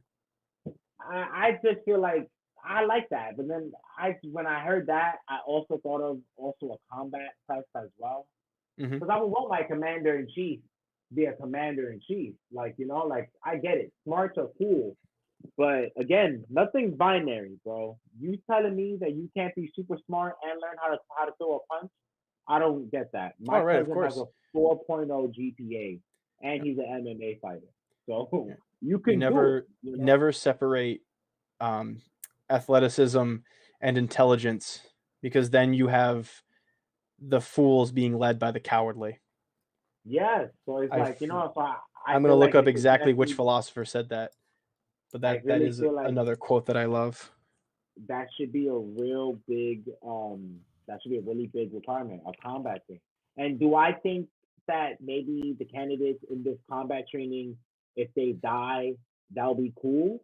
Like, yeah, dope. Because that will also show me that this president is willing to die for us. So Yes. when he tells you to go to war and die for him, I'll be like, I did see you beat up Biden, you know, to death. I feel Hey, you. Teddy Roosevelt used to have boxing matches in the White House, so all I'm saying, I'm you just saying, know, like, if we're gonna pick kind a of well commander in rounded. chief that's Yeah. really big and bad and smart and all this stuff, bro, then let's really pick them. I don't give a fuck who goes on Ellen. I don't care who talks to Jimmy Kimmel, because that's a thing now, you know, president candidates or presidents talk to Jimmy Kimmel and stuff.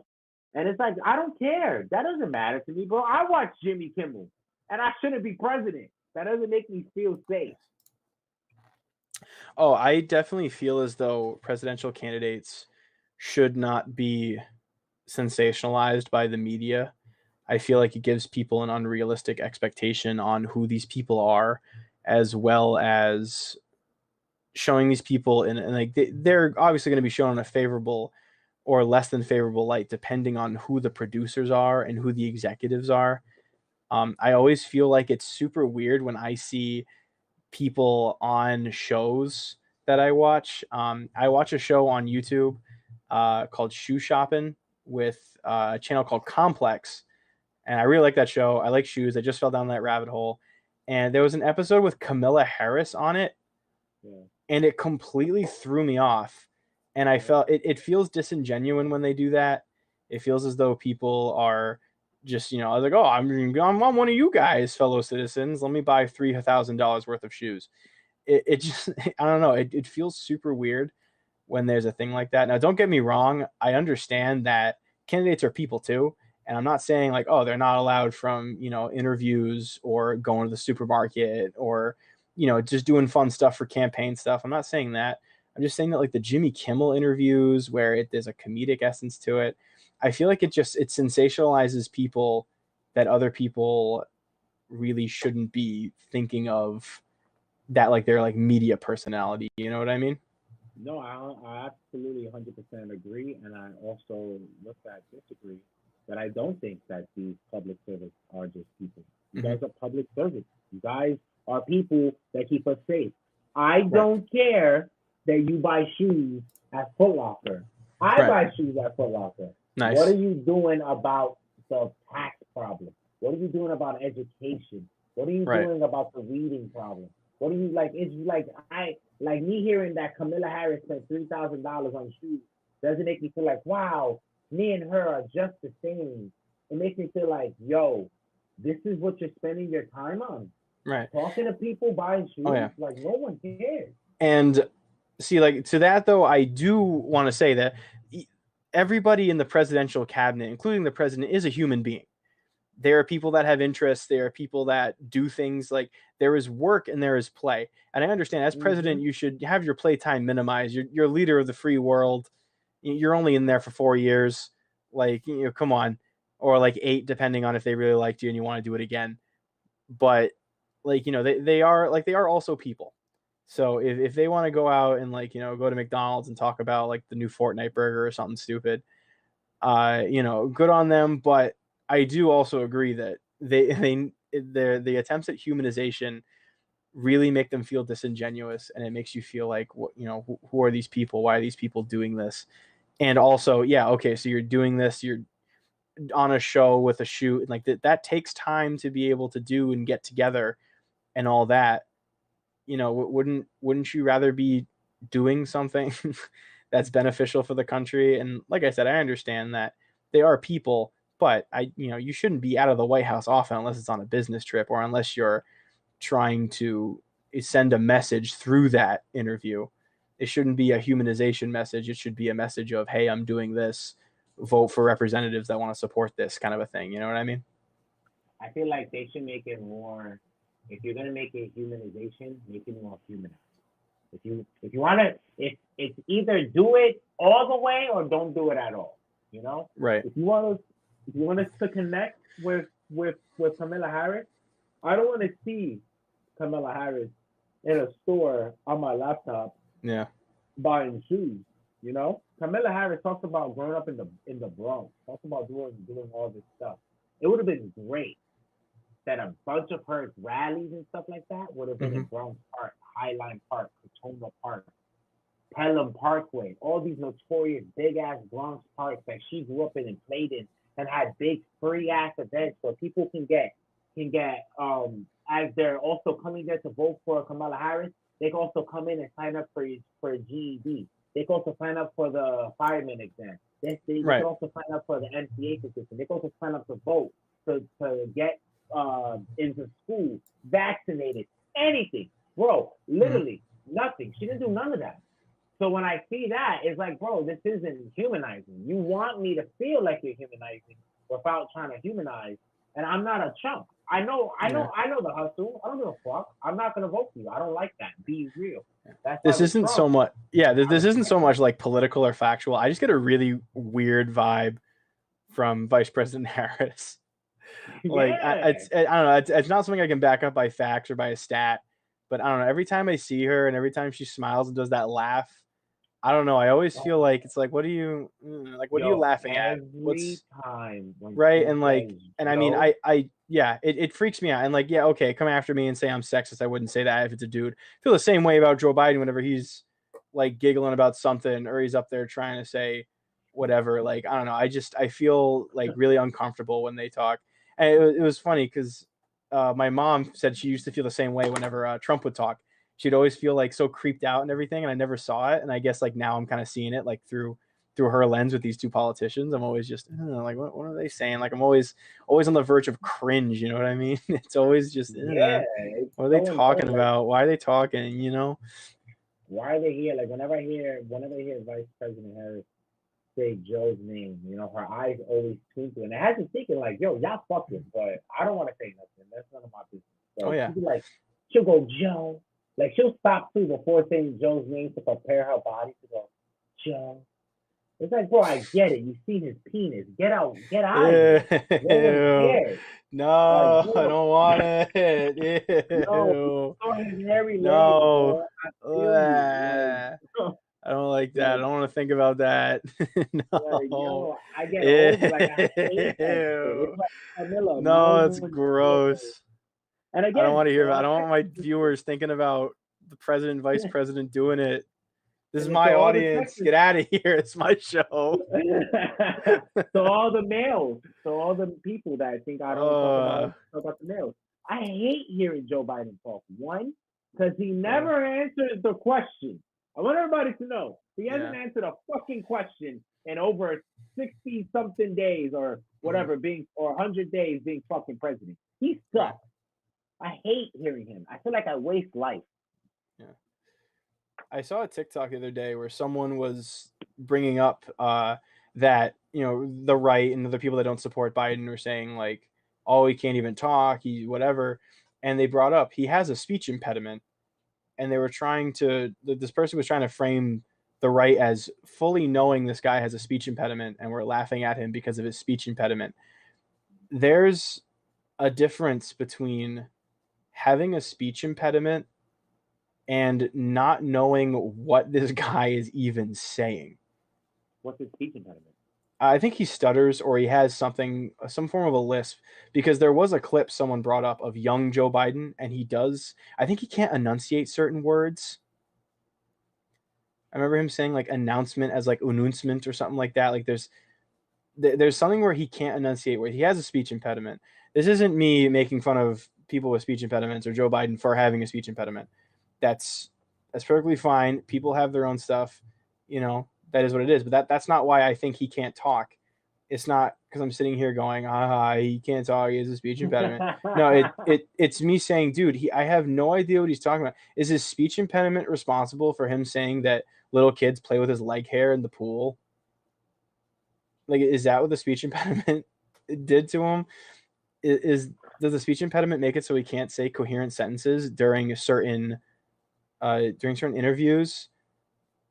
That's what makes me, if he's up there and he's stuttering, but he's making sense and trying his hardest, I'd have a lot respect for him. I wouldn't even, if someone said, oh, his speech impediment, I'd say, hey, that's kind of a low blow.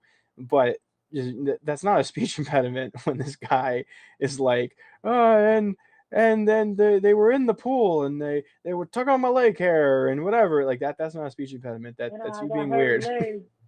Like it's that's not a speech impediment. That's being odd. Like that's its whole nother thing. That's why the right is saying things like, oh, like, yeah, this guy can't talk, not because he has a speech impediment, but because he sounds like he has dementia.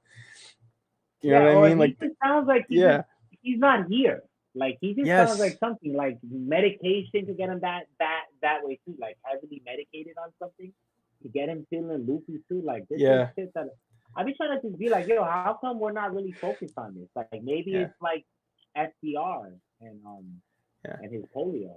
Maybe. Reminds me of me in like a college party when I'm like 3 rum and cokes deep, and somebody says something about like gun registration, and I'm like, hey, that's right, the Second Amendment, and I'm just talking about like nothing for 4 hours because I'm like drunk on rum or something like that.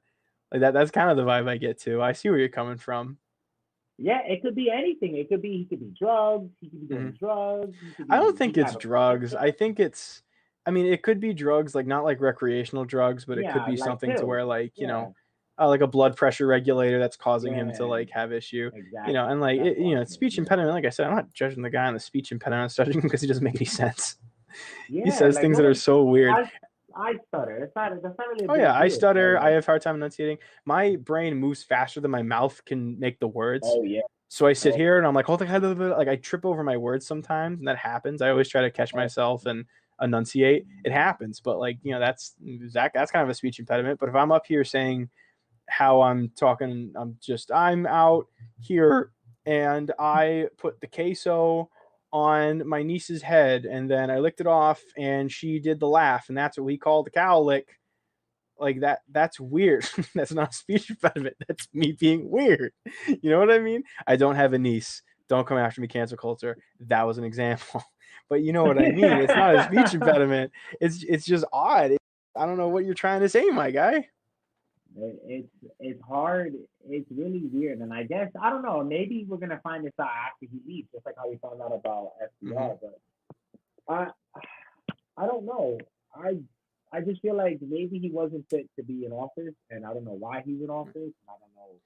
And that's kind of the thing too. Back in 2008, when it was the Obama-McCain election, the biggest reason I heard a lot of people weren't voting for John McCain was that he's old and that the stress of the job might do him in, and his vice president is Sarah Palin. Like people were saying, would you want Sarah Palin to be president? And that conversation never came up with, do you want Kamala Harris to be president of the United States? I personally wouldn't be comfortable with that, not because she's a woman, but because I feel like there'd be much better women presidents. Tulsi Gabbard, for example, I think she would make a fine first female president, and I really hope she eventually makes it there. And now she is a Democrat, so people who know me think it might be weird that I'm standing Tulsi Gabbard right now, but I think that she is a down-to-earth person who is very good with gun rights. I feel like she's very good with other policies that I agree with. Actually, I think gun rights we disagree with. I'll come back with that next episode. But she was someone who was very articulate. She was someone who knew what she was talking about. She had a lot of clear-cut policies. Her website was very clean, and it gave me a lot of information on what she was talking about. And this was way back in like 2016, back when candidates were being announced for the president's race. And I don't know that much about Palin. Greg in chat says that Palin was a very good governor of Alaska. I am not. I've never lived in Alaska, and I really didn't follow Sarah Palin's campaign. In 2008, I want to say I was 12 or 13, so I wasn't really big in the political scene yet. It was more just like me getting into anime and late stage Power Rangers and Bionicles. So I wasn't really big in there. So I wasn't really following. Yeah, I wasn't really following that kind of stuff. So yeah, it was just kind of people I can't answer questions from back then. I wasn't really invested or involved. I just liked whatever my family members told me or whatever people at school liked. Kind of like a popularity contest. Oh yeah, yeah. I don't know about Sarah Palin either, except for that one porn that Lisa Ann did, and then made Sarah Palin extremely popular. Other than that, know nothing about the lady, and I hope she's a great woman, and I hope she's doing fine. Oh yeah, no, and it's not that. Yeah, and like I'm not against women being president. It's just I want the right person. Doesn't matter gender or anything. You know what I mean? People are so quick to say like, oh, you don't like people based on XYZ. It's like, no, I want someone who's competent, who's qualified, who will put policies that I agree with that will better the lives of all Americans. That's who I want. Is that a controversial statement? That I want that? Like I don't care black, white, polka dot, man, woman, hermaphrodite. It doesn't matter. It's not something that should affect anyone's vote, and it's not something that will affect my vote. What affects my vote is if I think you can lead the country competently and if you can put in plans that I feel will benefit all Americans. Yeah. Yeah, and that's what I want. That's why I consider myself a moderate, because I don't try to attack people based on political view. I I Yeah. really feel like it's always about the person that we're picking. Yes, People and focus on that parties is and stuff like exactly, that's that. the whole thing that's wrong with politics today, is people want to Yeah, attack the person behind the politics, and yeah. those that's because these people don't have solid arguments, and that's something you can see in any form of political debate. If you start attacking the person and not the policy, you have lost. Now, there's a difference between an offhanded remark or like a snide little thing like, oh, I was trying to do this, about as good as you put, about as precise as you put makeup on. But, like a snide comment's okay. Like, that's just banter.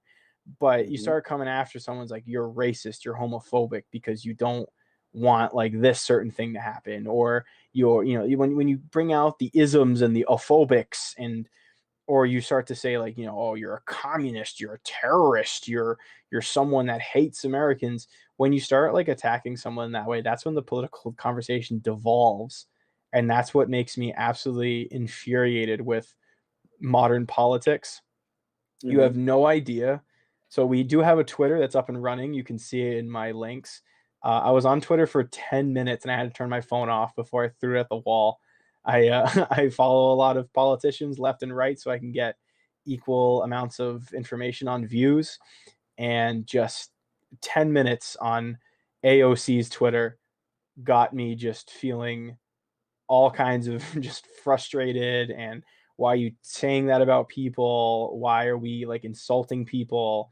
That's not how you should be talking. Like we should be, the main goal of politics should be, I'm trying to build people up with this policy, this is how I do it. It shouldn't be, look at these idiots, I'm going to show you why they're idiots, vote for me and I'll tear these idiots down. That's not how it should work. Everything should be boosted up. You know what I mean? I think 100%. And I feel Mm-hmm. like once we get that figured out, once we eliminate that at the smallest thing, that's when we can start defeating prejudice, racism, and Oh all yeah, that of stuff. course. Yeah. Because we can't say racism is going to be over, but then we're still hating a whole group because we're hating one person because of a whole group, Oh or we're right. hating a whole group because of one person. It doesn't Oh make of sense. course. That's We got to eliminate prejudice in all aspects of all forms and start thinking about the individual person. Oh, exactly. And yeah, people won't realize that other people are people, and they have Yeah. values based on what they see, what they come from, what they Mm-hmm. tried to do, failed to do, succeeded in doing.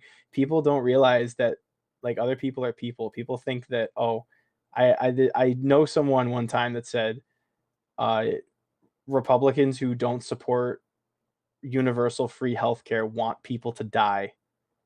And that's Wow. absolutely not why people are against universal health care.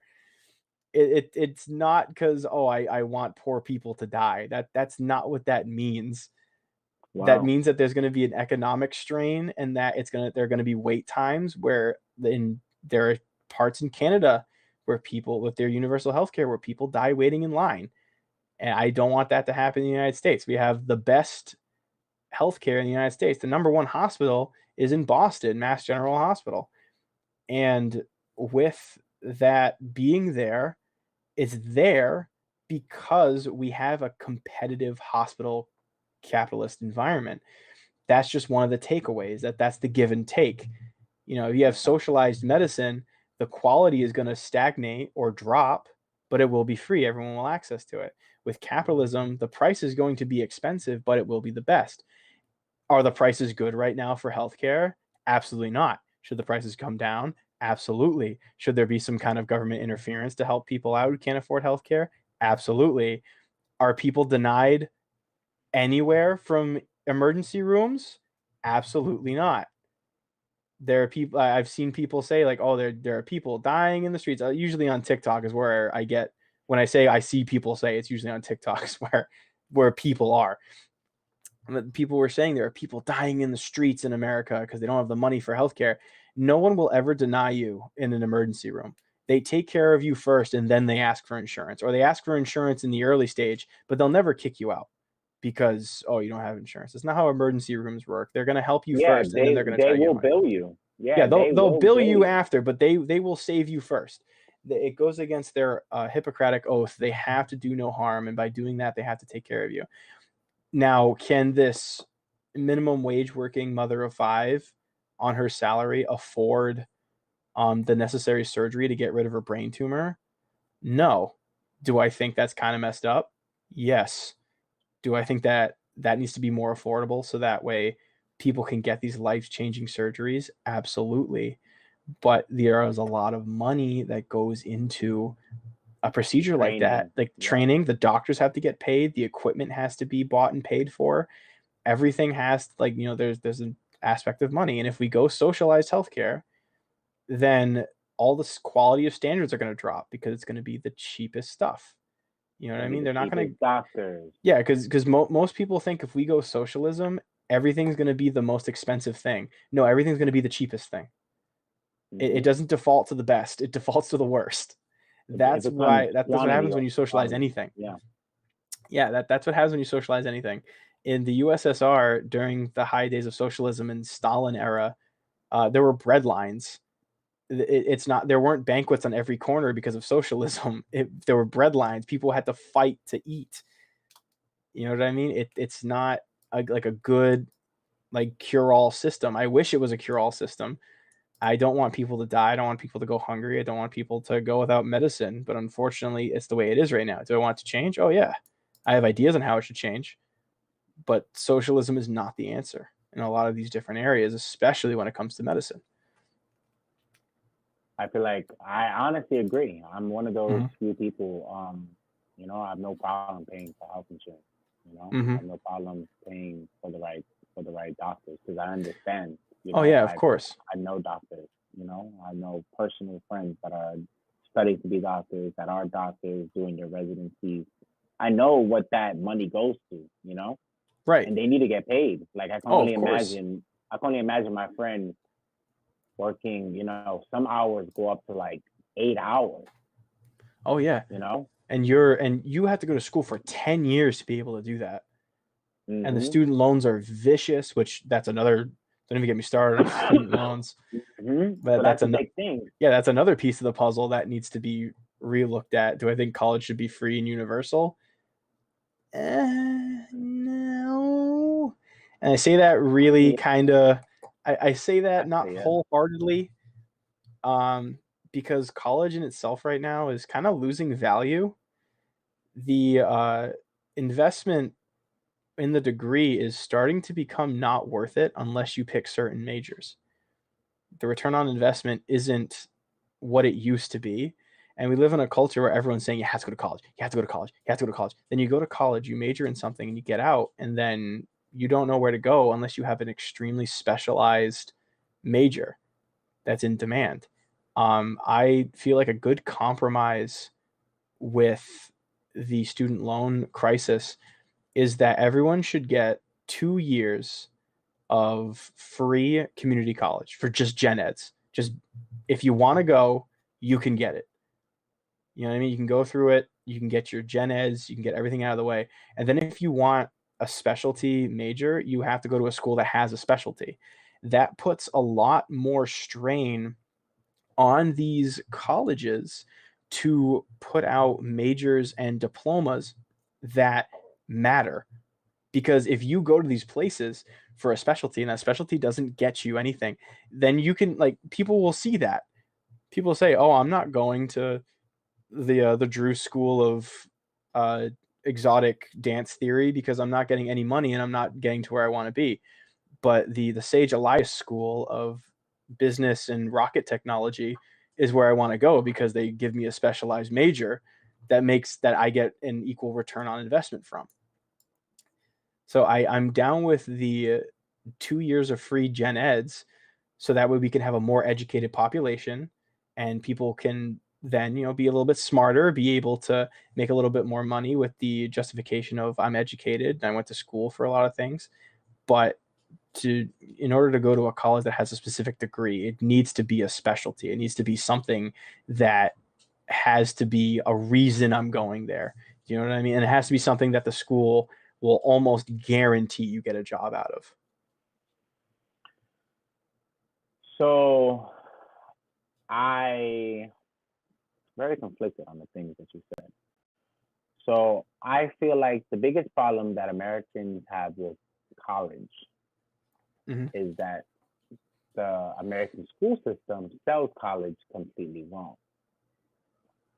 I think the way how I've heard teachers, my colleagues speak about college is like, yo, just go in there, get your liberal arts, get a 4-year degree, and you're automatically going to be accepted to any job in the world. That's false. Oh, 100%. People in the world, that is completely false. Mm-hmm. I'm going to tell you what a liberal arts degree is. Nothing. Literally, I think liberal arts, I don't know what, liberal arts is nothing. Your degree matters on what you're going for. I feel like the reason why a lot of people don't go to college is because it's super expensive. And I don't feel like it should be expensive. I don't feel like you should pay for college at all. If I want to go in and invest and become a rocket scientist, a dancer, anything, the government should be able to pay for my schooling for whatever years that it is, and then I will pay the government back in my taxes. That is my American right, and I will give to my country 100%. And I feel like that will be a great balance. And then it should be regulated on the taxes on your profession that you go on. Oh, so it's not like a blanket tax. It's like your taxes are individually. So like student loans redone through the lens of taxes to where you can apply for expended deadlines and be able to give it back to the government so they can then put it back. And now you very interesting idea. Now you work strictly with the IRS. Now, I'm not saying the IRS is great. The IRS is its own devil. And I don't listen. I don't know how to deal with that. I'm still dancing with them until this day. Just follow their rules, and they don't fuck you in the ass. That's what I learned. So if you do it that way, it works. It makes it better. Kids will wanna go to college. Because honestly, there is nothing that doesn't sell college to a fucking child. You go to a dorm, you get to have sex, you get to experiment drugs, you get to party, you get to live by yourself. I mean, that's not in the college brochure, but it is something that kind of happens on college campuses. No, but these are all things. Like you get to go away out of your house. You get to go to a dorm. You get to see new people. These are things that people want. Even if it's not even dorming and you're still going to college, you're still doing what you want. The reason why number one reason why kids are turned off of college is because college is expensive and they can't afford it. No one literally has a beneficial reason of saying, I don't like college because college doesn't do nothing for me. They literally, all the people that say that, literally say that because they couldn't afford college. And I feel them. Oh, yeah. But once you take away the money, it takes away the expectations of what college is giving you. College is giving you a degree. And now you have this degree. And then it makes you very important now. It makes you think of what degree that you want to get, because now you have to pay those taxes for that degree. So if I go into a rocket scientist profession and then I come out being a carpenter, I'm still paying my rocket science profession because the state and the government paid for my rocket science education. They didn't pay me for a carpenter school. That's way less. You know, that's fair. It makes everything more serious. It doesn't push kids into college, that they get into schools. Like, you know, even my ex-wife did almost 8 years of teaching in school. Like, I mean, schooling for English to become an English teacher. Literally did her 8th year to be like, yo, I don't want to be a teacher. And I'm like, yo, I'm sorry. What do you want me to tell you? Like, this is what happens. We get pushed into, oh, you got to do this so you can make us money. Okay, cool, but what's something that I want to do? You know? Right, and especially also make money. Oh yeah, and especially at the age that kids go into college at 18, you don't know what you want to do, and you're definitely going to change what you're feeling like in terms of career path, in terms of who you are, in terms of what you like to do. I went into college wanting to be a federal agent of the United States government, and now I hate the feds, and I would never work for the Fed. And I found my love for public speaking, but that's not what my major covers, and it puts me in this really weird position to where Like, I want to finish it and have a degree, but then it's also, is it really gonna benefit me? Is this gonna put me to where I want to be? Like, I love doing this. I love public speaking. I love politics. I love doing all this. But the college I went to, I didn't go for political science. I didn't go for public speaking. Those were Mhm. aspects of what I went for. I went for emergency management. Like everything pre and post the 911 call. So Yeah. I went for that kind of stuff, hoping to branch out into federal agency. But I discovered I have a love for public speaking. I love doing it. I love politics. I'm super political when it's appropriate. I'm not a killjoy. You can invite me to parties. But I love doing this. Like, this is awesome. I love the political zoo. I love seeing that I have an awesome audience and people willing to come by and see me on Saturday nights. This is what I want to do. And I wouldn't have known that at 18. I had no idea I'd know that that's what I wanted to do at 18. I wish I did. I could have went for communications or maybe like software design, or I mean, I don't know. How long do you think until social media influencing is an official college course? How long you think? 8 years. I feel like give it like 2 years. I feel like 2 years a college is Oh, going to come out and 2? say we have a social media influencer course. If that's what you want to be. I'll say 8. I guess More I'm eight, yeah, more more like, nicer. yeah, I don't know. I feel like we're gonna get a course really soon at a college where it's like you can major Yeah? in social I media would laugh influencing. so hard. Yeah, I would laugh social so hard. media history or something like that. Like, I feel like that's gonna be a thing because it's a part of our life, and I don't think it's a fad. I don't think it's gonna go away anytime soon. You know what I And mean? it's This isn't funny. parachute pants. One of us should probably teach it. If we're thinking like, yo, this is probably gonna be a thing, we should probably be on top of that and Hmm. start teaching that shit Oh yeah. so that it becomes a thing. I don't know, a new show maybe. I don't know. Hey, yeah. Course curriculum on how to on how to do podcasts. I could definitely see Yo, that though. Like courses on how to do podcasts, courses on video editing and software editing and sound design. Like essentially, like there are schools for production for film and movies and TV.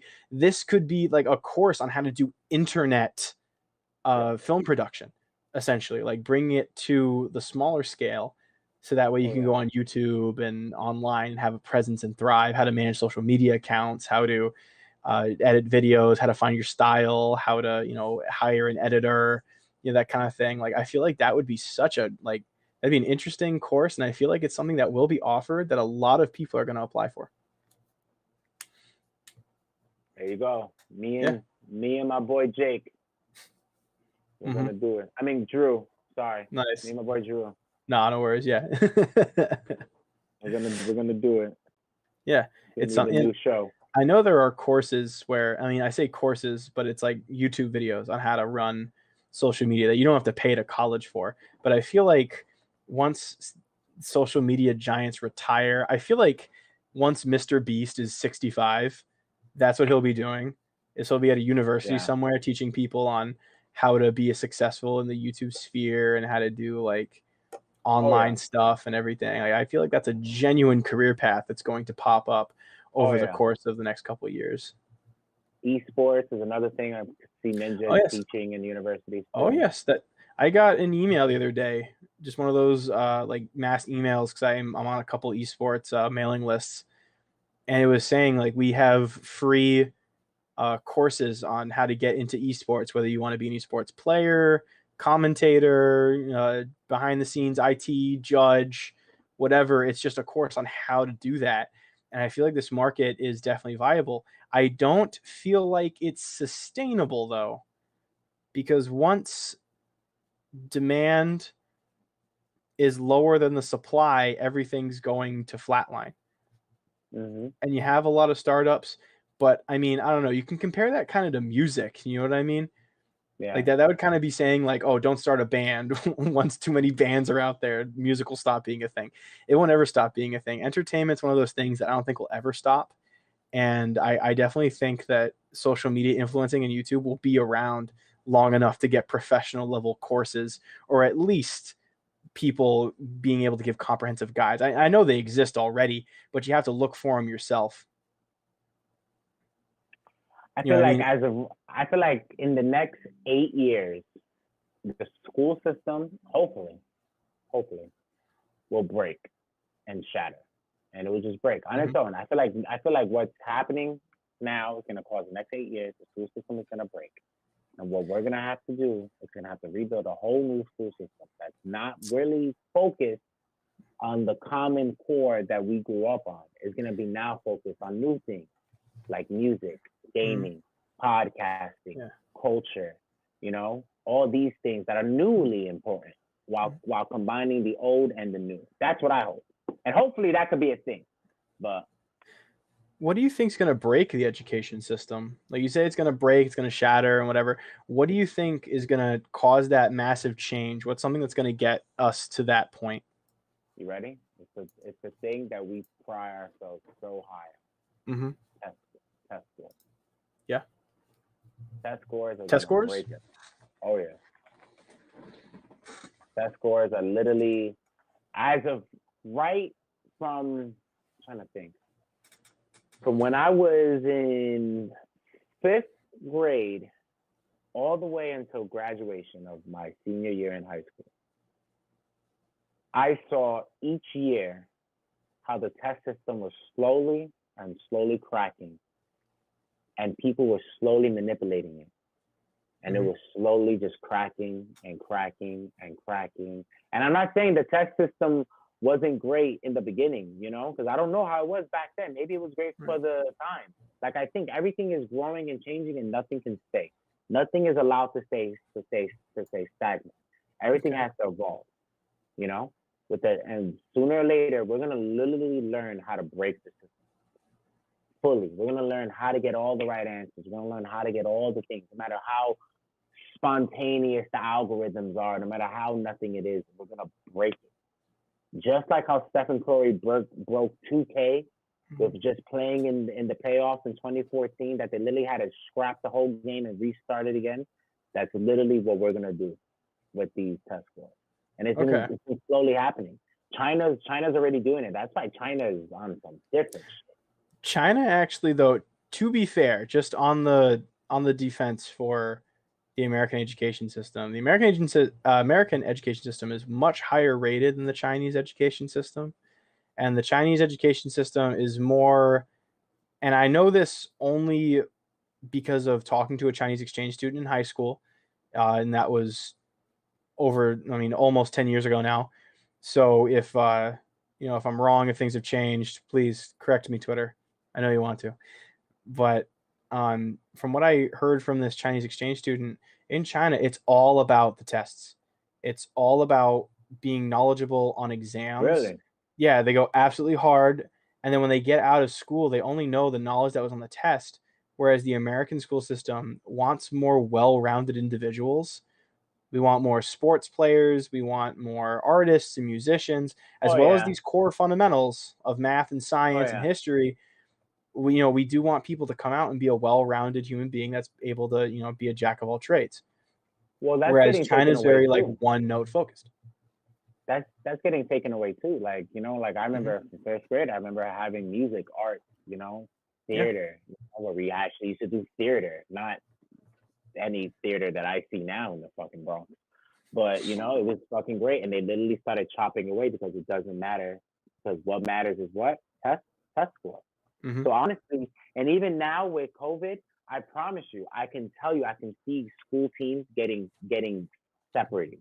Like school teams are going to become community. Oh yeah, we are going to see a spike in an antisocial generation, or at least a stunted social generation. And that's what the school system wants. I remember, and it's so funny because Recess did a whole thing about it, like trying to eliminate recess and shit like that. They did a whole episode on it on Recess, and that was trying to eliminate recess. Like, yo, that was a real test that they were really trying to do. Like, they were really trying to take away recess. Like, yo, they don't need to play outside. That was actually happening in the state. They need to, though. That's stimulating. It's good for social growth, and exercise. That's what we found out. We need those. That's always been the battle. No one, don't go outside. Don't play. That's why now we're here. That's why now it's virtual learning. Oh my God, virtual learning is so great. You don't have to go outside. That's why it's no longer going to be school teams, school plays, school things. It's going to be community teams, community plays. I can see that. Community that. Everything's going to it's going to truly separate. And then school is only going to be focusedly involved in test scores. And then we're going to break it. And We're gonna break it. oh yeah, and see, I will desperately try to make sure that people get some kind of social interaction. I can 100% see this, in, like I said earlier, stunting social growth, not being able to talk to people is Hmm. super, super hard. To be able to go out in the workforce and be able to talk to somebody is a huge talent that will get you places. If you're like weird or don't know how to talk to people, you're not going to get far. Now, like I'm a weirdo, but I know how to cap my weirdness based on my social interactions throughout school. Oh yeah. But when you are in a school area where people aren't going to be having this, where you find out you can't just walk up to somebody and just talk about like Ninjago lore or something like that. You're going to figure that out soon when you're around these people. But when you're by yourself and you're going to like specialty forum boards, you're going to be less socially inept, and you're going to, I mean, sorry, excuse me, less socially adept, and you're going to not be able to have social interactions that will benefit you. Um, I can definitely see issues regarding online schooling with the generation of people who are less educated, because you don't need to remember the knowledge, because tests are all essentially open note, considering I'm at home and the teacher can't see me. So I can put my notes right behind my monitor and be able to cheat on anything. Therefore I don't remember anything, and I get out in the real world and there's stuff I don't know. A really funny meme I saw the other day said, I hope you guys are taking the advice and eating apples, because there's a lot of doctors in med school right now who are cheating on their finals. So, we're Hmm. going to get a wave of people that are going to come out of these education systems who are not going to be as educated, or at least as confident in their education, versus the people that went through school the traditional way. Now, that's just me and that's just my projections. I would love to be proven wrong and to No, be able to have a really good generation like that, but I don't think that's how it's going to play out. I think that's exactly why it's gonna break, because as of right now we're only because we're only getting people that know how to pass tests, and we're focusing on those merits. Hmm. We're now thinking that these doctors that cheated on tests, oh, they must be horrible doctors. But who knows? Maybe they're super genius. They just like, yo, I fucking hate tests. I don't got time for this. Like me, I'm Oh, yeah. a horrible test taker, but I'm not a moron. You know. Now, if you put a 60-minute timer and a fucking sheet with 100 fucking math questions, holy shit, my anxiety will go to a million, Hmm. and I'll probably put 2 + 2 is 5, probably, because I'm so nervous. But Right. that's just me. But Yeah. that doesn't make me a moron. This is where the school system was always built flawedly, where it was like, oh, you're only a genius if you know how to answer A, B, C, and D. But in life, there's not A, B, C, and D. There's A through fucking infinity. Hmm. And then what are you gonna do? Oh, I don't know. I don't know how to solve problems in forks. Like, Right. nah, buddy. We're not teaching people how to grow. We're teaching people Right. how to adapt. We're teaching people how to be sheep. You know. Yeah, that's a So I super good fit. point.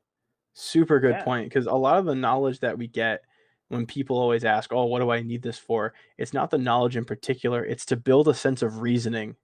You know what I mean? Mhm. So that way you 100%. can make your own solutions to a unique 100%. problem that presents itself down the road. Where if we lose that in this generation, we're going to have a generation where common sense will be even more scarce than it already is. Mhm. Oh man, yo, we gotta build a school. Oh yeah. Let's See, fucking the do whole it. the whole VOP network should just like take over Rhode Island, like in Family Guy, like when he formed Pretoria. We should just do that, Vaporia, and then we Vaporia. just, All right. yeah, then we implement all of our systems and we have absolute crazy Congress. That'd be fun. That'd be great. That'd be great. And we'll do like parodies and like episodes making Oh fun of yeah, America. that'd be a really good time. I could definitely see Yo, that. unless they go to war with us, then I promise y'all, I'm stitching on all of y'all, bro. I'm not going up against America. I'm Wow, sorry. We're not gonna wow, win. Bro, yo, wow, yo, yo, yo, yo, wow, nah, dude! nah. It's Imagine all George fun and Washington with your attitude. Unreal, dude. Yo, what if, Wow. what if he was like that? What if he was like, yo, Ben, listen to me. I hear you. Liberty, independence. But when these dudes got us off the shit and we can't do nothing no more, I'm flipping. No, George. No way. No, Ben, I'm doing it. You tell Thomas and his bitch ass friends, I'm doing it. All right? And then it worked. And they're like, look, we don't got to talk about it no more. It's not a problem. Let's sign this Declaration of Independence. Come on. Stop being a baby. Hey, Ben, you remember when I was going to quit? I was going to snitch, but I didn't because I love you. America. Like maybe that's what That's happened. great. You don't know. That's like, funny. Yo, they didn't have nukes. England didn't have the nukes back then. Like, hell no. We're not going to win. Who we got? Us? Dad? See, like that's actually brought up a lot, and I know Biden brought it up a couple of times when people say like, oh, we form a militia, we have a fighting force, whatever, and people are saying there's no point in the Second Amendment because the government has nukes. So just number one point on that, if nukes are used on their own people, I feel like the rest of the world is going to get involved. So that's definitely not an option that they were going to use. And two, nukes aren't the ones that go door to door and demand your papers and take you away to camps. Nukes aren't the ones in cars pulling you over and telling you to get out and on the hood. It's people. People that the government employ are the people that enforce the current government, not the weapons, the people. So when people say, oh, it's useless to think a militia could overthrow the government, they have nukes, but their primary target for us, that if we take them down, we win, is people. Now, I'm not saying like let's secede. I'm not threatening the United States government. Let's stand again. I don't want in it now. I don't want to wake Part of up the to a revolution. voicemail from the FBI tomorrow. But Part of the revolution. exactly, I'm just saying. September 4th. Yeah, I'm just saying that's I don't get when people say that. Oh, I don't even try. They have nukes, they have tanks. Okay, but that's not who's going to enforce everything. It's the people inside of it, and you can attack the people. And censorship, which is brought up by Greg, perfect. I don't know how you're reading my mind, but censorship is a key way of suppressing people from having ideals of fighting back. And like, I don't think revolution is necessary, especially in this case. I feel like we're on the cusp of it. I feel like we can still make it there peacefully, but we still have to make it there. And that always has to be something in our back pocket. True. All right. Fine. You're right. I won't snitch on the VOP. Thanks, man. I appreciate you. You're definitely front lines, bro.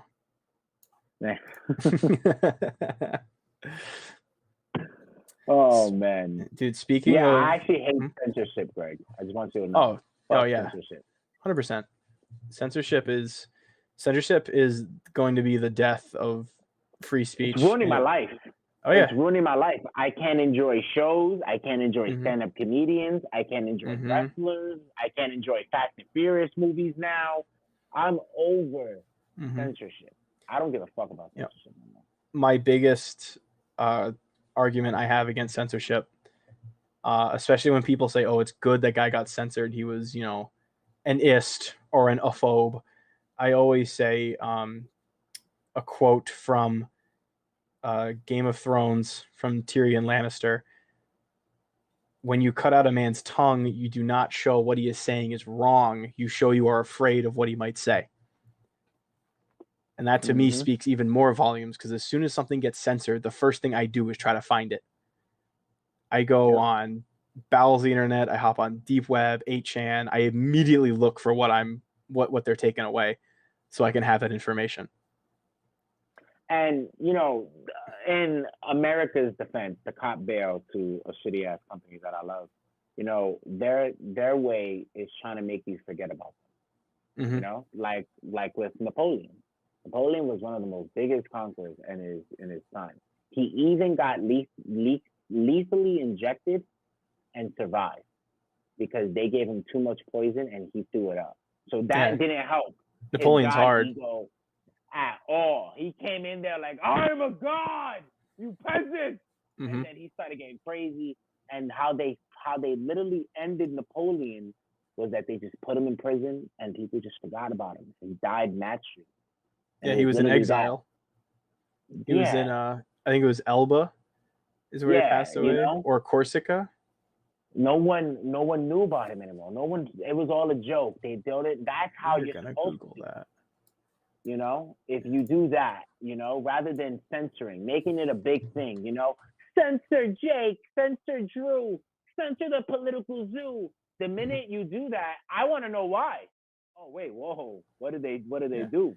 I'm gonna go on. Yeah, Napoleon died on St. Helena.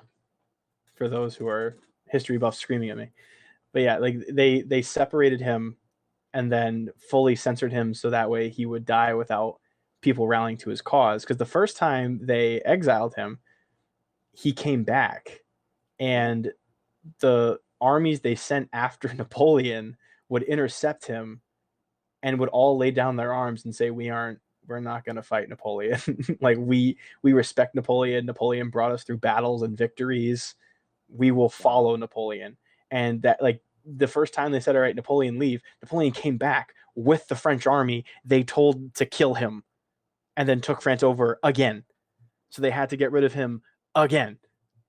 And then they put him on an island, gave him a 24-hour guard squad, and said he is not to leave this island. And if he leaves, all of you getting your heads cut off, French Revolution style. And that is how important. Like, they had to censor him to keep him down. And that's how powerful censorship is, to where if you can remove someone entirely from the equation, they can't do anything. Yeah, but it wasn't really censorship. He wasn't really censoring him. He was in prison. Yeah, if true. You're in prison, you know, if you're in prison, I'm not talking to you. I'm not. Imprisonment's the ultimate censorship. I guess so. So it was just like that. Imprisonment is a lot different than censorship. Whereas censorship, you're selling me a freedom that I don't have. Whereas imprisonment, I know that I don't have it because you took it away from me because I did something wrong. You know, and that's the best thing. We know that Napoleon was in prison, so we understood that he was bad. We forgot about him and all that stuff. But because this person's censorship, we automatically know, oh my God, we gotta help him find a voice. You know, we don't think that he's a bad person. We automatically think that he's a victim, being quiet or shunned. Yeah. You know, it's bad. It doesn't work in the way that the world, because I feel like the world is censoring people too. But I don't know about the world. But I feel like that, yeah. Especially with social media, like everything's being censored, and it's to a point where certain social medias are essentially monopolies now on the free speech market. And you know, you have other avenues of free speech that get shut down by Google, by any other hosting platform, and it makes it that way they can't thrive and have other conversations that aren't censored. That's why I like this network, because we're able to talk uncensored about things. You know, that's one of the best things that Dan started this. You know, when 100%. That's what he led with when he said, like, oh, I have a channel you want to show. That's what he said. We're truly uncensored. You can talk about whatever you want. Just make sure you're not threatening anybody, or you're not, you know, being gross. But we talk about what we want. Yeah. And it's wild too, like how much we're growing, especially with you guys. You know, like you guys are another branch that you guys are growing with us. So we want this whole tree to grow, man. We love doing this. This is so much fun. So this is great. Bro, if you can actually bring more trees, that'd be great too. You know? I think you've had enough tree tonight.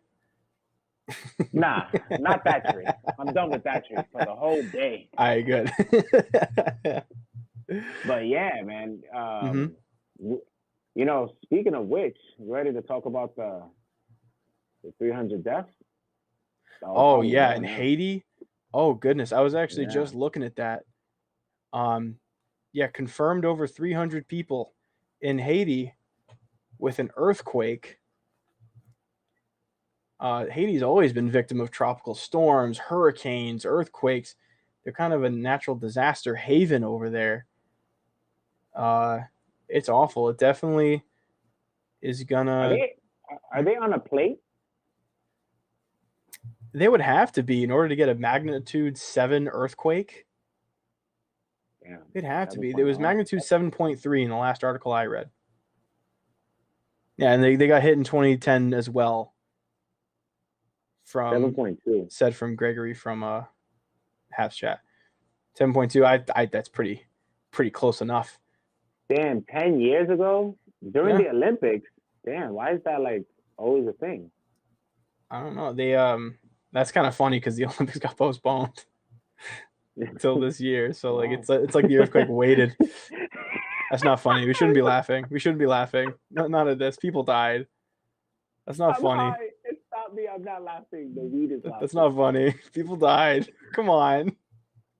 Oh, we're bad. We're bad people. Our hearts J'aime go Haiti. out. Our J'aime hearts go out Haiti. to all the Haitians that are out there. Mm-hmm. All the catarachas and all the catarachos out there. I pray for Mhm. y'all. I hope y'all safe. I've never been through an earthquake. Actually, I've been through a New York earthquake, which isn't an earthquake. And, I was part of an earthquake once. I live on the East Coast, so we don't get a lot of earthquakes around here. We had an earthquake once, and I thought they were doing like construction on the street, so I just rolled over and went back to bed. Like my building shook, and I thought, oh, they're just digging up another septic tank for no reason, and I just rolled over and went back to bed. And like I Well, didn't feel it. And then it was when I talked to my parents afterwards did I realize I slept through an earthquake and just didn't care. But yeah, we don't get them, especially in the northeast of the U.S. where I live. The bro, West Coast gets them I because they're right in the agree. fault line.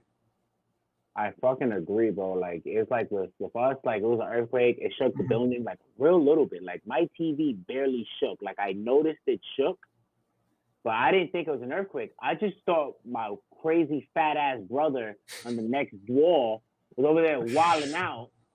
So I'm just there like, yo, this fat motherfucker, bro. So I'm watching this shit, and my mom runs into my room, and she's like, yo, did you feel that? And I'm like, yo, this fat ass boy, right? You too? And she's like, no, it's an earthquake. And I'm like, what? I'm like, we don't get earthquakes. I swear I didn't feel like it was an earthquake. Nothing. It shook for like a second, split second. Yeah, it was really small for me too. Because like I said, I woke up and my building was shaking a little bit, and I go, "What? It's Saturday. Why are they doing road work?" And then I just rolled over again and just went right back to sleep. Like, yo, fuck this fucking. I know. I'm like, what, bro? why are they doing it on a Saturday? They always pack it up on a Saturday. I should have been thinking, man, I hope my car didn't get towed. I think I should be thinking that, but instead I was more important. My car didn't Yeah, more importantly, yeah. I go back to bed. I wish I had more experience or knowledge on earthquakes for this conversation because I definitely don't know enough because I've never encountered them. I can tell you everything you need to know about a snowstorm. I can't tell you about earthquakes. No. Haiti's Prime Minister Ariel Henry called for assistance on Saturday Oh, as of course. he left to visit areas hit by the 7.2 magnitude earthquake. He stressed that the aid must be organized to avoid the repeat of the aftermath in the 2010 devastating earthquake. Thanks to Gregory for that information. Now that you bring that up, I remember when that happened. I remember that being a really big deal. I don't remember that at all. I feel bad. Oh wait, isn't that why we made that song? Yes, that's why. Yes, and then yeah, and then that's right, and then that was the big thing with the Clinton Foundation. How like only 40% of the funds made it over there, and the 60% was used for Chelsea Clinton's wedding. That's why. That's why I remember this. Yeah, I remember that. Like, it might not have been this exact earthquake. It could have been another disaster relief, but it was funds to Haiti. That was one of the big things Trump brought up on the campaign, was that these people like launder money through the Clinton Foundation. Like, only 2/5 of the money we sent to Haiti made it. Everything else was taken by the Clinton administration, like not administration, excuse me, the Clinton Foundation. That's wild. Yeah. Oh yeah. And Haiti is very subject. They get a lot of tropical storms. They get earthquakes. Yeah, I think they got hit with a hurricane after that. Like I think they got hit with a hurricane. Oh, they get hit with. Oh yeah.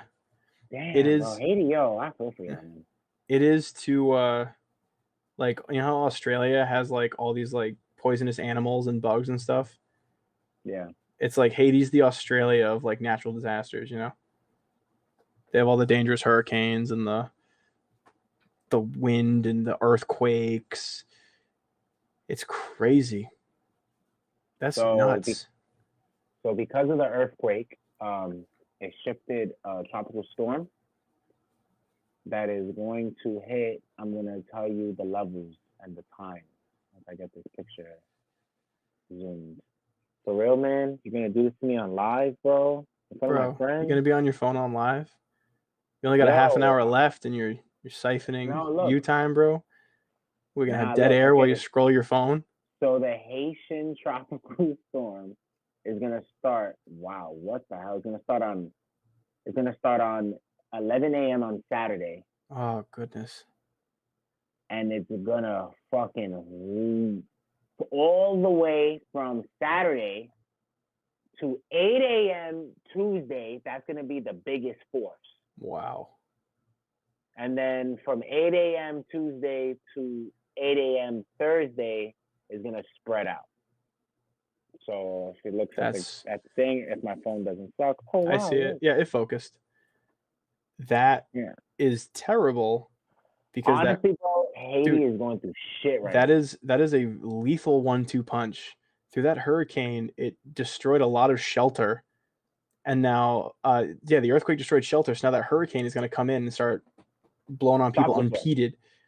It's gonna just show up and not there's gonna be no structures to hide behind other than things built like now.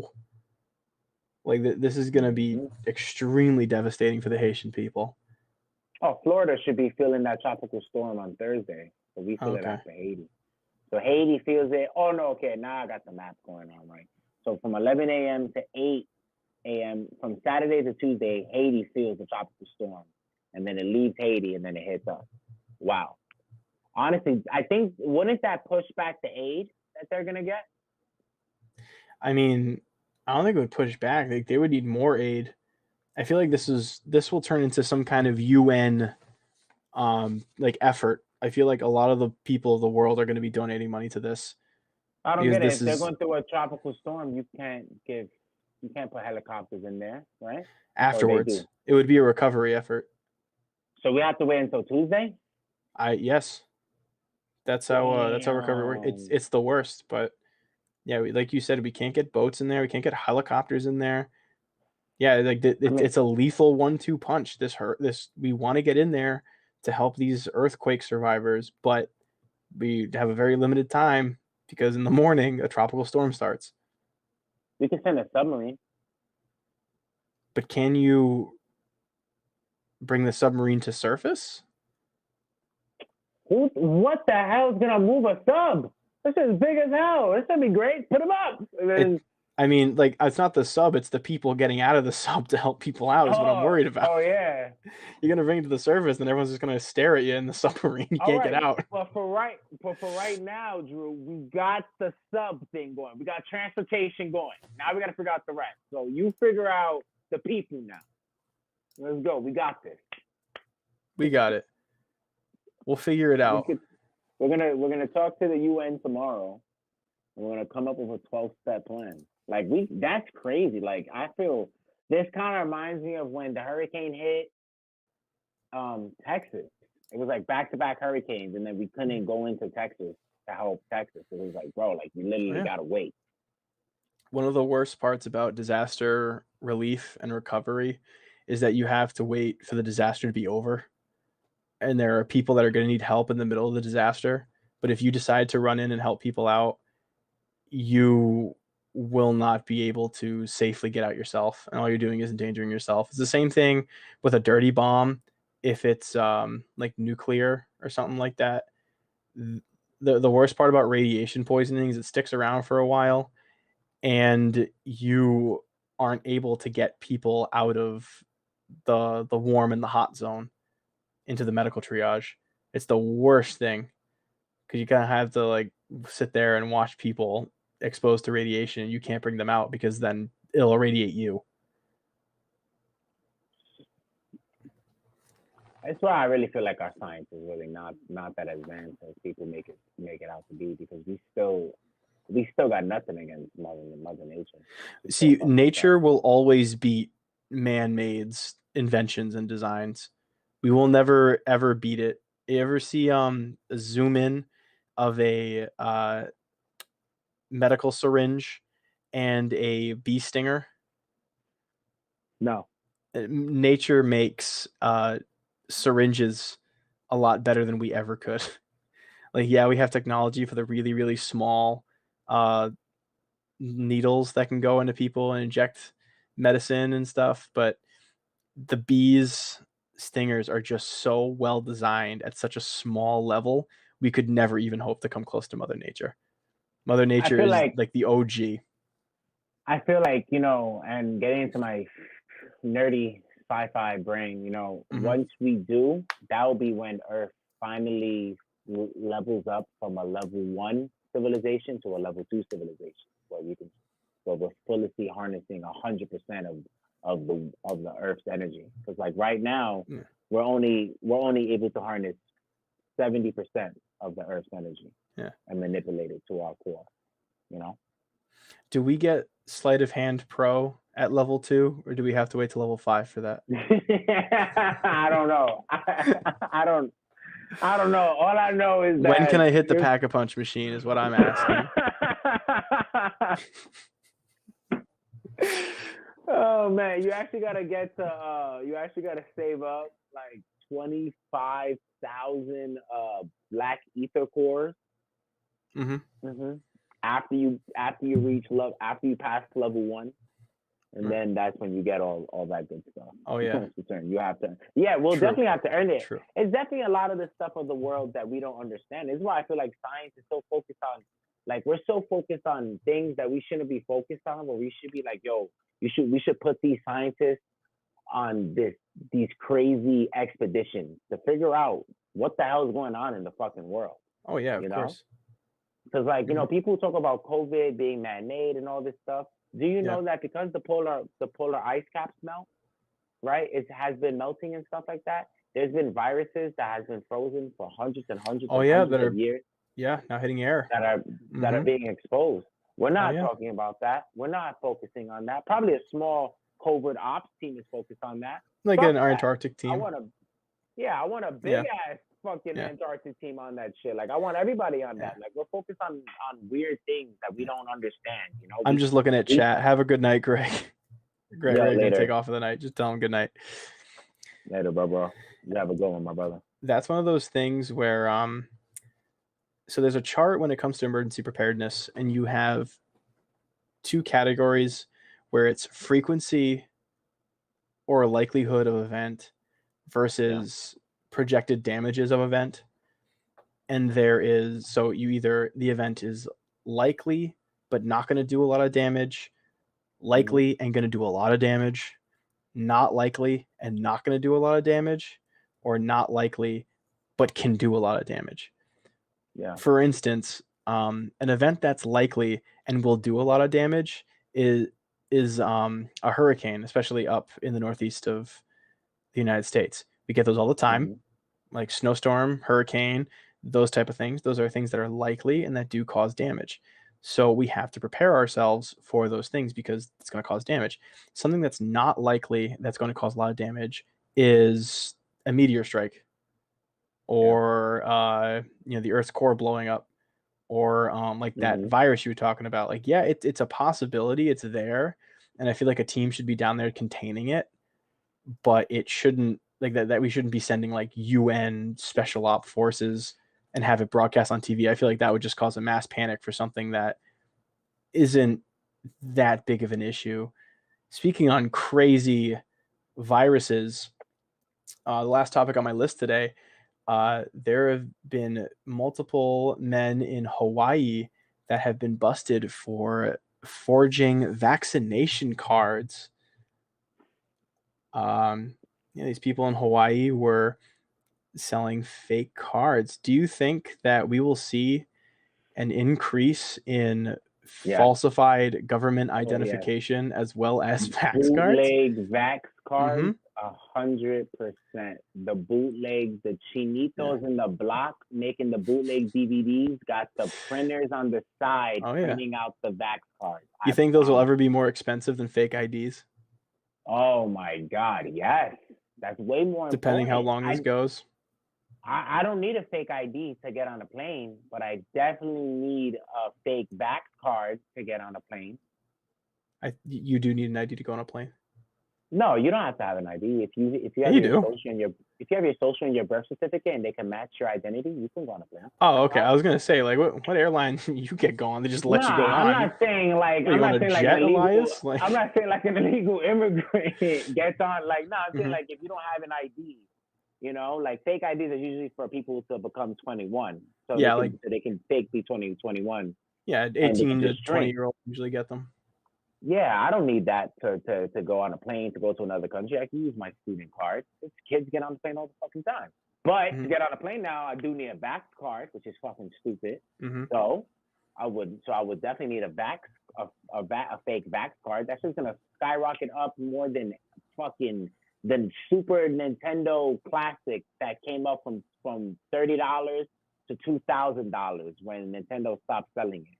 It's gonna skyrocket like that, bro. I could definitely see it getting big. It's gonna be, I got the ones, and this is the thing. Once the hood gets into it, it's gonna be over because the hood's gonna perfect the game. True. The hood's gonna make it away like, yo, nobody can spot this, G. Don't worry about it. You could go anywhere. I just went to Peru on this bit, and then you'll be set. Like, oh man, it's gonna be crazy. Oh, yeah. The hood's been doing stuff avoiding the cops for years, like drugs, trafficking, freaking like counterfeit shoes and counterfeit purses and stuff. Like that's just, that's an enterprise. So that's definitely something that's going to translate over to Vax cards. I wouldn't even be surprised if it's already happening. And if it is, I don't want to even know about it. Don't tell me no fake Vax cards. I'm good, bro. I'm good. If I don't have it, if I'm not really vaccinated, I don't want to be promoting that I'm That's funny. So when this pandemic first started, I joked around with a coworker about making a fake Vax card, and he told me to not even try because one of his friends coworkers, and I know it's a chain of people, so take it with a grain of salt, but a friend's coworker forged a Vax card and it got found out and he had to pay a $400 fine. No, that's not that bad. I mean, that's pretty sizable. Considering $400 is pretty sizable, but it's pretty sizable fine. Do you think they're gonna make that a little stricter and add maybe like jail time or other penalties on fake Vax cards? Bro, if you put the fine to $4,000, I promise you, no one in the hood is gonna fake Vax card. Like, it's $400. Like, I'm thinking like, to me, right? So in the Bronx, if I honk in a school zone, that's $250 fine that I have to pay. Is it really? If I drive without my license, that's $150 I have to pay off rip, no matter what, even if I'm going to bookings or not. Like, it's already expensive, going in to get my tags, my license and my plate. I'm dropping $600 already. Car stuff's expensive. Close to $2,000, depending on if you're a new New York driver or an old New York driver. Like, that's like really fucking annoying. So honestly, $400 fine, to me, that sounds great. I could pay that for a fake Vax card. Yo, bro, my fault. I didn't know. It was a good one though, right? Can you tell me where I got wrong? What am I mistake? What the indicator is, But you put it to $40,000 and a 30-day stay at a local penitentiary. All right, that's a little bit. I could feel that. $40,000. That's a year's salary. Yeah. But that's something. That's something, because that's value of a person's life that they had to take for you contaminating COVID. You're paying for someone else's life insurance. I could see that. That's kind of what that would be. Do you think they're gonna make Vax cards that make it hard to be fake? Like the kind of would be like the dollar, or like you hold it up and it will have invisible ink, or you hold it up and it'll shimmer in the sunlight or whatever. You can't copy it. Well, as of right now, because I swear I remember when they said that we'll know when you're vaccinated because there'll be an app. So as of right, yeah, I remember one of them said it. Joe Biden, some of these fucking Democrat people said it. They said, "Don't worry, we're gonna know if you're vaccinated." They said, we're gonna know. There's gonna be an app that's gonna tell us if you're vaccinated. It's gonna be great. We're all gonna be connected. So when I hear about vax cards and fake vax cards, that's gonna be cool for a while until the app gets developed. And then now they're really gonna know if you've been vaccinated or not until you get a I was gonna say that's got to be easier faked than a paper document, especially in today's day and age.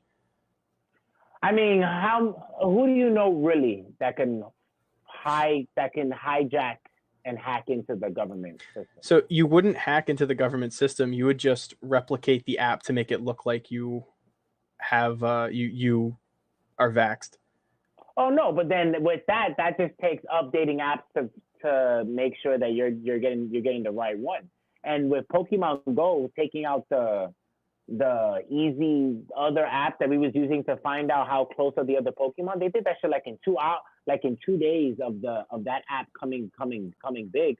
I could see the government doing that shit in 8 hours. You wouldn't put it on Google Play. You would put it as an APK file on like a forum somewhere where you'd have to download it off of a forum and then put it on your phone. Once it's on your phone in an APK, no one can take it off. So like once it's on your phone, you're good. Like you wouldn't need like a live server. It would just display the messages you needed to be able to like go to the movies or go like eat breakfast or something where like you would need to prevent a vax card at the door.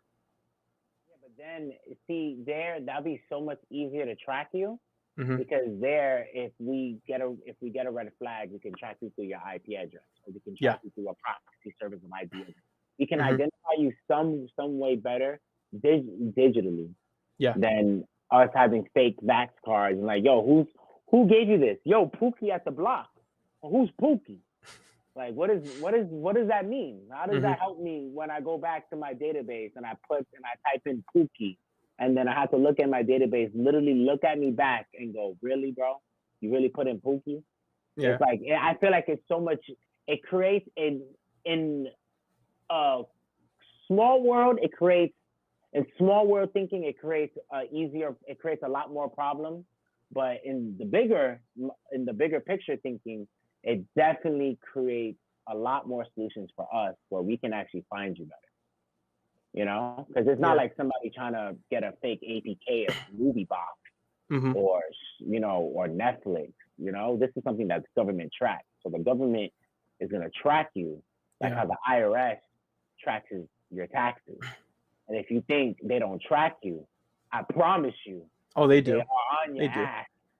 They are on your ass. And then if you relegate that, you got to pay $40,000. Or depending on where you went to movie theaters, you should not pay $40,000 to go to movie theaters. Pay like $1,000. Yeah. Pay $1,000. You pay someone's medical bill. I was saying earlier, when you were going off about the IRS, I tried to get in. Did you know that? Sorry. No, it's okay. In the canon, the Joker is more afraid of the IRS than he is of Batman. That's canon. In the Batman cartoon, he says at one point, like I'm crazy enough to go up against Batman, but the IRS, no. I mean, like, yo, these people are wild, bro. They don't miss a beat. And I'm from someone that tried to go up against the IRS thinking that I could pull the wool over their fucking eyes. Definitely didn't. They called me immediately with literally a letter that basically said, "Nice try, buddy. You got to pay that shit back." That's funny. You thought we wasn't watching you. And I had to pay all that shit back. And interest. And the interest wasn't increasingly generous. And oh my God, I was fucking tight, bro. Fuck the IRS. I will never fuck around with the IRS. That's how I know the government for real doesn't play games. The government's for real, the IRS. Like the post office sucks. The DMV sucks. That's not the government. That's public service. The government, they don't play, bro. They know what's up. They don't. This shit is not a game. That's funny. Wow. Yeah. That's crazy. Do you think that government 100%. agencies like the IRS, like using our phone data to track us, is a little bit of an overreach, or do you think that it's necessary? I think we should be getting paid for people taking our data. Correct. We talked about this a couple episodes ago. We were saying Josh and I were batting around the idea of us being able to sell our own data, where when we agree, like hit agree on Apple or Android or whatever app, we should be compensated for our data that's been used. It shouldn't go to these tech companies. It should go right to the consumer that's selling the data. 100%. And I feel like that's stealing. Like, honestly, I don't understand why no one's suing these tech companies for taking our data, because it's like, bro, that's ours. Unless that's what it says in the terms and conditions. It's in the terms of service that they're allowed. That's the thing. That's why the terms of service is like 100 pages long and in legalese, to where you can't fully, like a layman can't fully understand it. It's to cover every legal loophole, so that way they can do what they can do without someone coming out with a lawyer and suing them for everything they've got.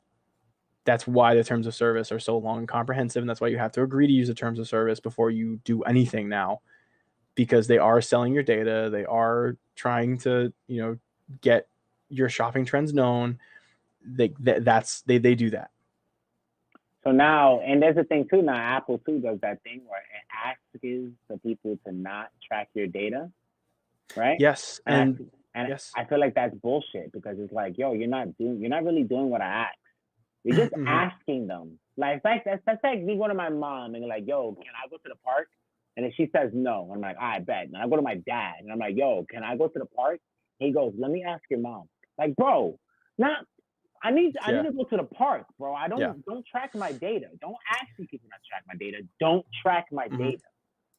Oh yeah, of course. Data breaching has been super scary in the past few years, where we've had companies know what you're looking for, which means they can read all your text, they can see all your pictures, they know your shopping history, so you can buy stuff and someone will know, and then they'll hammer you with advertisements and essentially just get you in this like consuming cycle. Hold on, I actually saw a really good video from Mr. Who's the Boss. He's a YouTuber who does tech review stuff. He made a video on a new OS. I saw it the other day. Let me see if I can find it. It's called Calyx OS, Calyx OS. Calyx OS is developed by a libertarian entrepreneur who wants companies to not be tracking our data, so that way we can keep it out of big companies' hands. He's selling a phone that comes preloaded with Calyx OS, but you can download Calyx OS to your device. I highly recommend that you download it to your regular device because the phone's really not that special. iPhone as well? I'm not sure if iPhones let you do that. I think they lock it to I think they lock it to the iOS. But you can get it on Android, I know that for sure, and you can download it for free. And it replaces all of your apps with apps that are similar and can do almost the same things as all these other apps can, except they are private alternatives that make it so that way you can't have your data taken and sold to other companies. And supposedly it saves battery life too, because your phone's not constantly relaying data to people. It's really cool. It's an interesting take. And I wonder if we're going to see Calyx OS being used by a lot of people. It's kind of underground, but like I said, Mr. Who's the Boss, who's a major tech review YouTube channel, did a video story on it. So it's definitely going to give it some traction. I just wonder if it's going to go the same way that Gab went. Do you remember Gab? Gab? Yeah, remember Gab? Gab was Gab was a social media website. It was an app that had a completely unrestricted free speech. Like, as long as you're not like doing anything outside the law, you know what I mean? Like, you can't go on and post like child pornography or something like that. But it was uncensored speech. and someone, I forget who it was, there was a shooting that was planned through Gab. So Gab was then Never heard taken of that. down. Yeah, it was a big thing because Gab was something that didn't let Google snoop on its users. And then a shooting was planned through Gab, and it happened, it transpired. And Gab was then put in a bad light where it's like you kept data, like you and your privacy caused people to get hurt. So Gab was banned from the App Store because Gab refused to bow. So it was taken out of the App Store. And then I think Parler came after it, but Parler didn't really go anywhere. I don't even know if it's still in the App Store. No, I would think like it Parler to be, still is. but Parler, people, the fake woke people be getting into Parler now. because I know that a lot of conservative politicians run Parler. I remember Trump made a profile. I remember Ted Cruz made a Yep. profile Yep. on Parler. But yeah, Gab was a really big point of discussion because people were excited to have an app where they were completely like had free speech. No one was reading their messages, and then like people got hurt. So, it's kind of a Yeah, give and but take. you can't blame that on the social media thing, because how many times have we found shooters that have Facebook and they plan shit on Mhm. Facebook? You know, we're not shutting down Facebook, right? Right. The Je suis Charlie bombing, I believe it was this one. Or it was another French shooting, Oh, was planned through PS4 instant messaging. Are we gonna ban Sony now? really? Yeah, because they're I don't think they're covered under like the data like tracking. Yeah. But yeah, like, I remember seeing that a shooting of some kind or a bombing of some kind was planned over PS4 chat. So what do you say How to did that? they find out? How did they how, After okay, everyone's how did they arrested, all their stuff's confiscated, and they figured it out. Oh, but they didn't find out through like the works and stuff like that?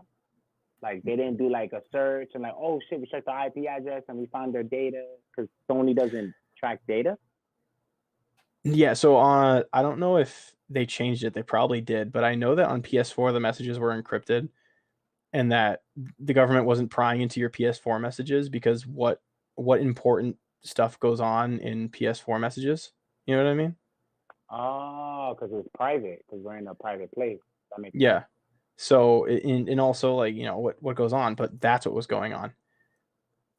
Was someone was planning a shooting. Wow. Another way people use I think that's smart. oh yeah, no, it is. Another way people use pre-existing services to get around their messages being read is they make an account, like an email account, and they communicate entirely through the drafts folder. What? So they share that email? Yeah, so they share the email, and so you never send an email, so there's no data to be intercepted or read, but you go to the drafts folder, and that's where you leave your messages to communicate. That's like a real method that terrorists used to communicate with each other to then plan like attacks. I believe it was overseas, and I remember there was a general, or it was someone high ranking in the military that communicated with his mistress through that method, and he was criticized for using terrorist communication methods to keep his affair a secret. Shit, that's not bad though. So, That's do you think pretty we fucking should smart. get extra surveillance in those areas so that way loopholes like that don't exist? Or do you think we should have I no like no infringing on our data at all? You see, that's where the curse of freedom comes, right? That's right. If But we push on Mhm. this because of terrorists, then we're invading everybody because we think everybody's a terrorist. It's kind of like that fucking cat in a box. I fucking forgot the whole thing of it. Schrodinger's Oh, cat. Schrodinger's cat, yeah. You know, yeah, she's kind of like Schrodinger's cat. We're all assuming that they're either everybody's a terrorist or no one's a terrorist, and it's kind of weird and annoying. So, like, I feel like I'll be wrong to say, nah, you shouldn't infringe on our private data and our private conversations and stuff like that. So they shouldn't be more security on that. But then I guess people would think that I'm pro terrorism Yeah, I was or going to a say the terrorist. rebuttal point to that would be, so you want these loopholes to exist so that way people can avoid having their plans uh, seen. We live in an age where terrorism isn't what it was, especially when this country was founded. People weren't walking down the street and shooting random people or blowing themselves up or doing like things to hurt innocent people. But now people are. So should we upgrade our surveillance to reflect that, or should we stick true to a non-invasive privacy? How far does the Fourth Amendment go, which is the right for unreasonable search and seizure? And should we use that to keep people out of our messages, or do you think that that amendment should be looked at? I think the bad guys in this situation do the things that cuts corners because it gets the job done, right? Now, it'll be easier for us to cut corners as well because we could catch them. But is it worth cutting the corners? Now, people will say, yeah, because you're saving millions and millions of lives. Okay, cool. But this can't be the only way to catch terrorism, you know? There's so many, we should be focused more on, instead of invading each other's privacy and all that stuff, let's focus harder on how to catch terrorism before it happens, on a psychological, on a profile, on a, on those things more professionally, rather than let's invade everybody's privacy. Let's start kicking down cybernetic doors, invading people's stuff just to see who's a terrorist and who's not. Like I just don't. To me, that's like back in the Roman days when the Romans found out that, hey, you're gonna die by a son that's gonna be born in 27 years. He's born now and he's gonna grow up in 27 years. They go, okay, kill all the babies. That's what we're doing. We're knocking down doors, capturing all the babies. We don't have to do that. We can figure out a smarter way. Are you comparing infanticide to reading my text? Like I'm just doing it so like you can spark the conversation. Like this isn't killing anybody going through my text messages. It's just to make sure I'm not like freaking out. Nah, 100%. But at the end of the day, you shouldn't have to go through my text. Because if you go through because if we open that door for one thing, it doesn't mean that it's only open for that one thing. It's open for everything. Once we let that door open, there's not only, we're only looking for only terrorists. They're looking for everything. And their excuse is terrorism. Just like with Bush going into Iraq. He didn't, his excuse was weapons of mass destruction, but he left there with fucking oil, miraculously. Like, oh my God, how did he do that? Hey man, you light oil on fire, it's dangerous. Just saying, dude. Now he oil paints dead veterans from the Iraq War and puts it in a book and he sells it to people. And he thinks that shit's cool.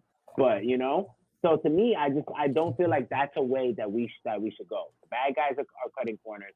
We don't have to cut corners. We should be smarter. We should be able to stop them before they cut the corner. How should we do that then?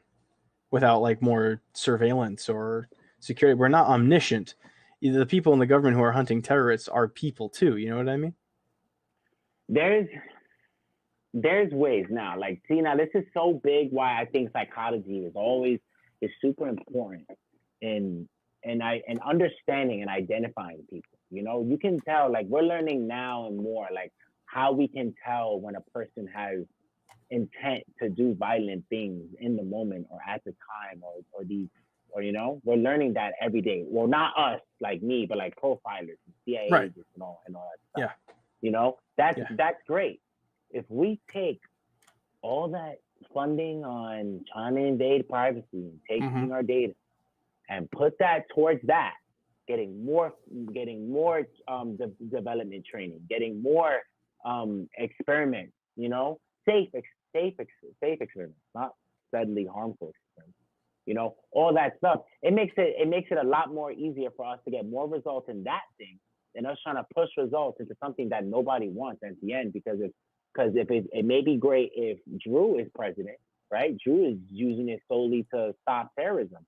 But then once I'm president, I'm like, yo, I kind of want to see some titties, you know, like, yeah. And then it kind of gets crazy. Then it's like, oh, but why would we allow this to happen? Oh, because back then it was terrorism. It's like it kind of makes it a big problem in the long run, and we don't need that. You know, we need to figure out how to stop this now. You know, and I feel like that's what the bad guys want. I feel like that's all part of their chess game. If we do this, it'll make them do this, so we can make the people act like this, so we can do this. You know. It's all a big chess game that we're allowing them to allow us to play. Like I remember watching, I remember with my dad, we watched the Floyd fight once. I remember I was like, man, I couldn't understand. It was when he fought De La Hoya. And I remember I was so mad because I didn't understand why he lost to De La Hoya. And I really am sorry that I'm going into all these weird tangents. It's all right, my man. I'm actually just going to let you know, we are over time right now.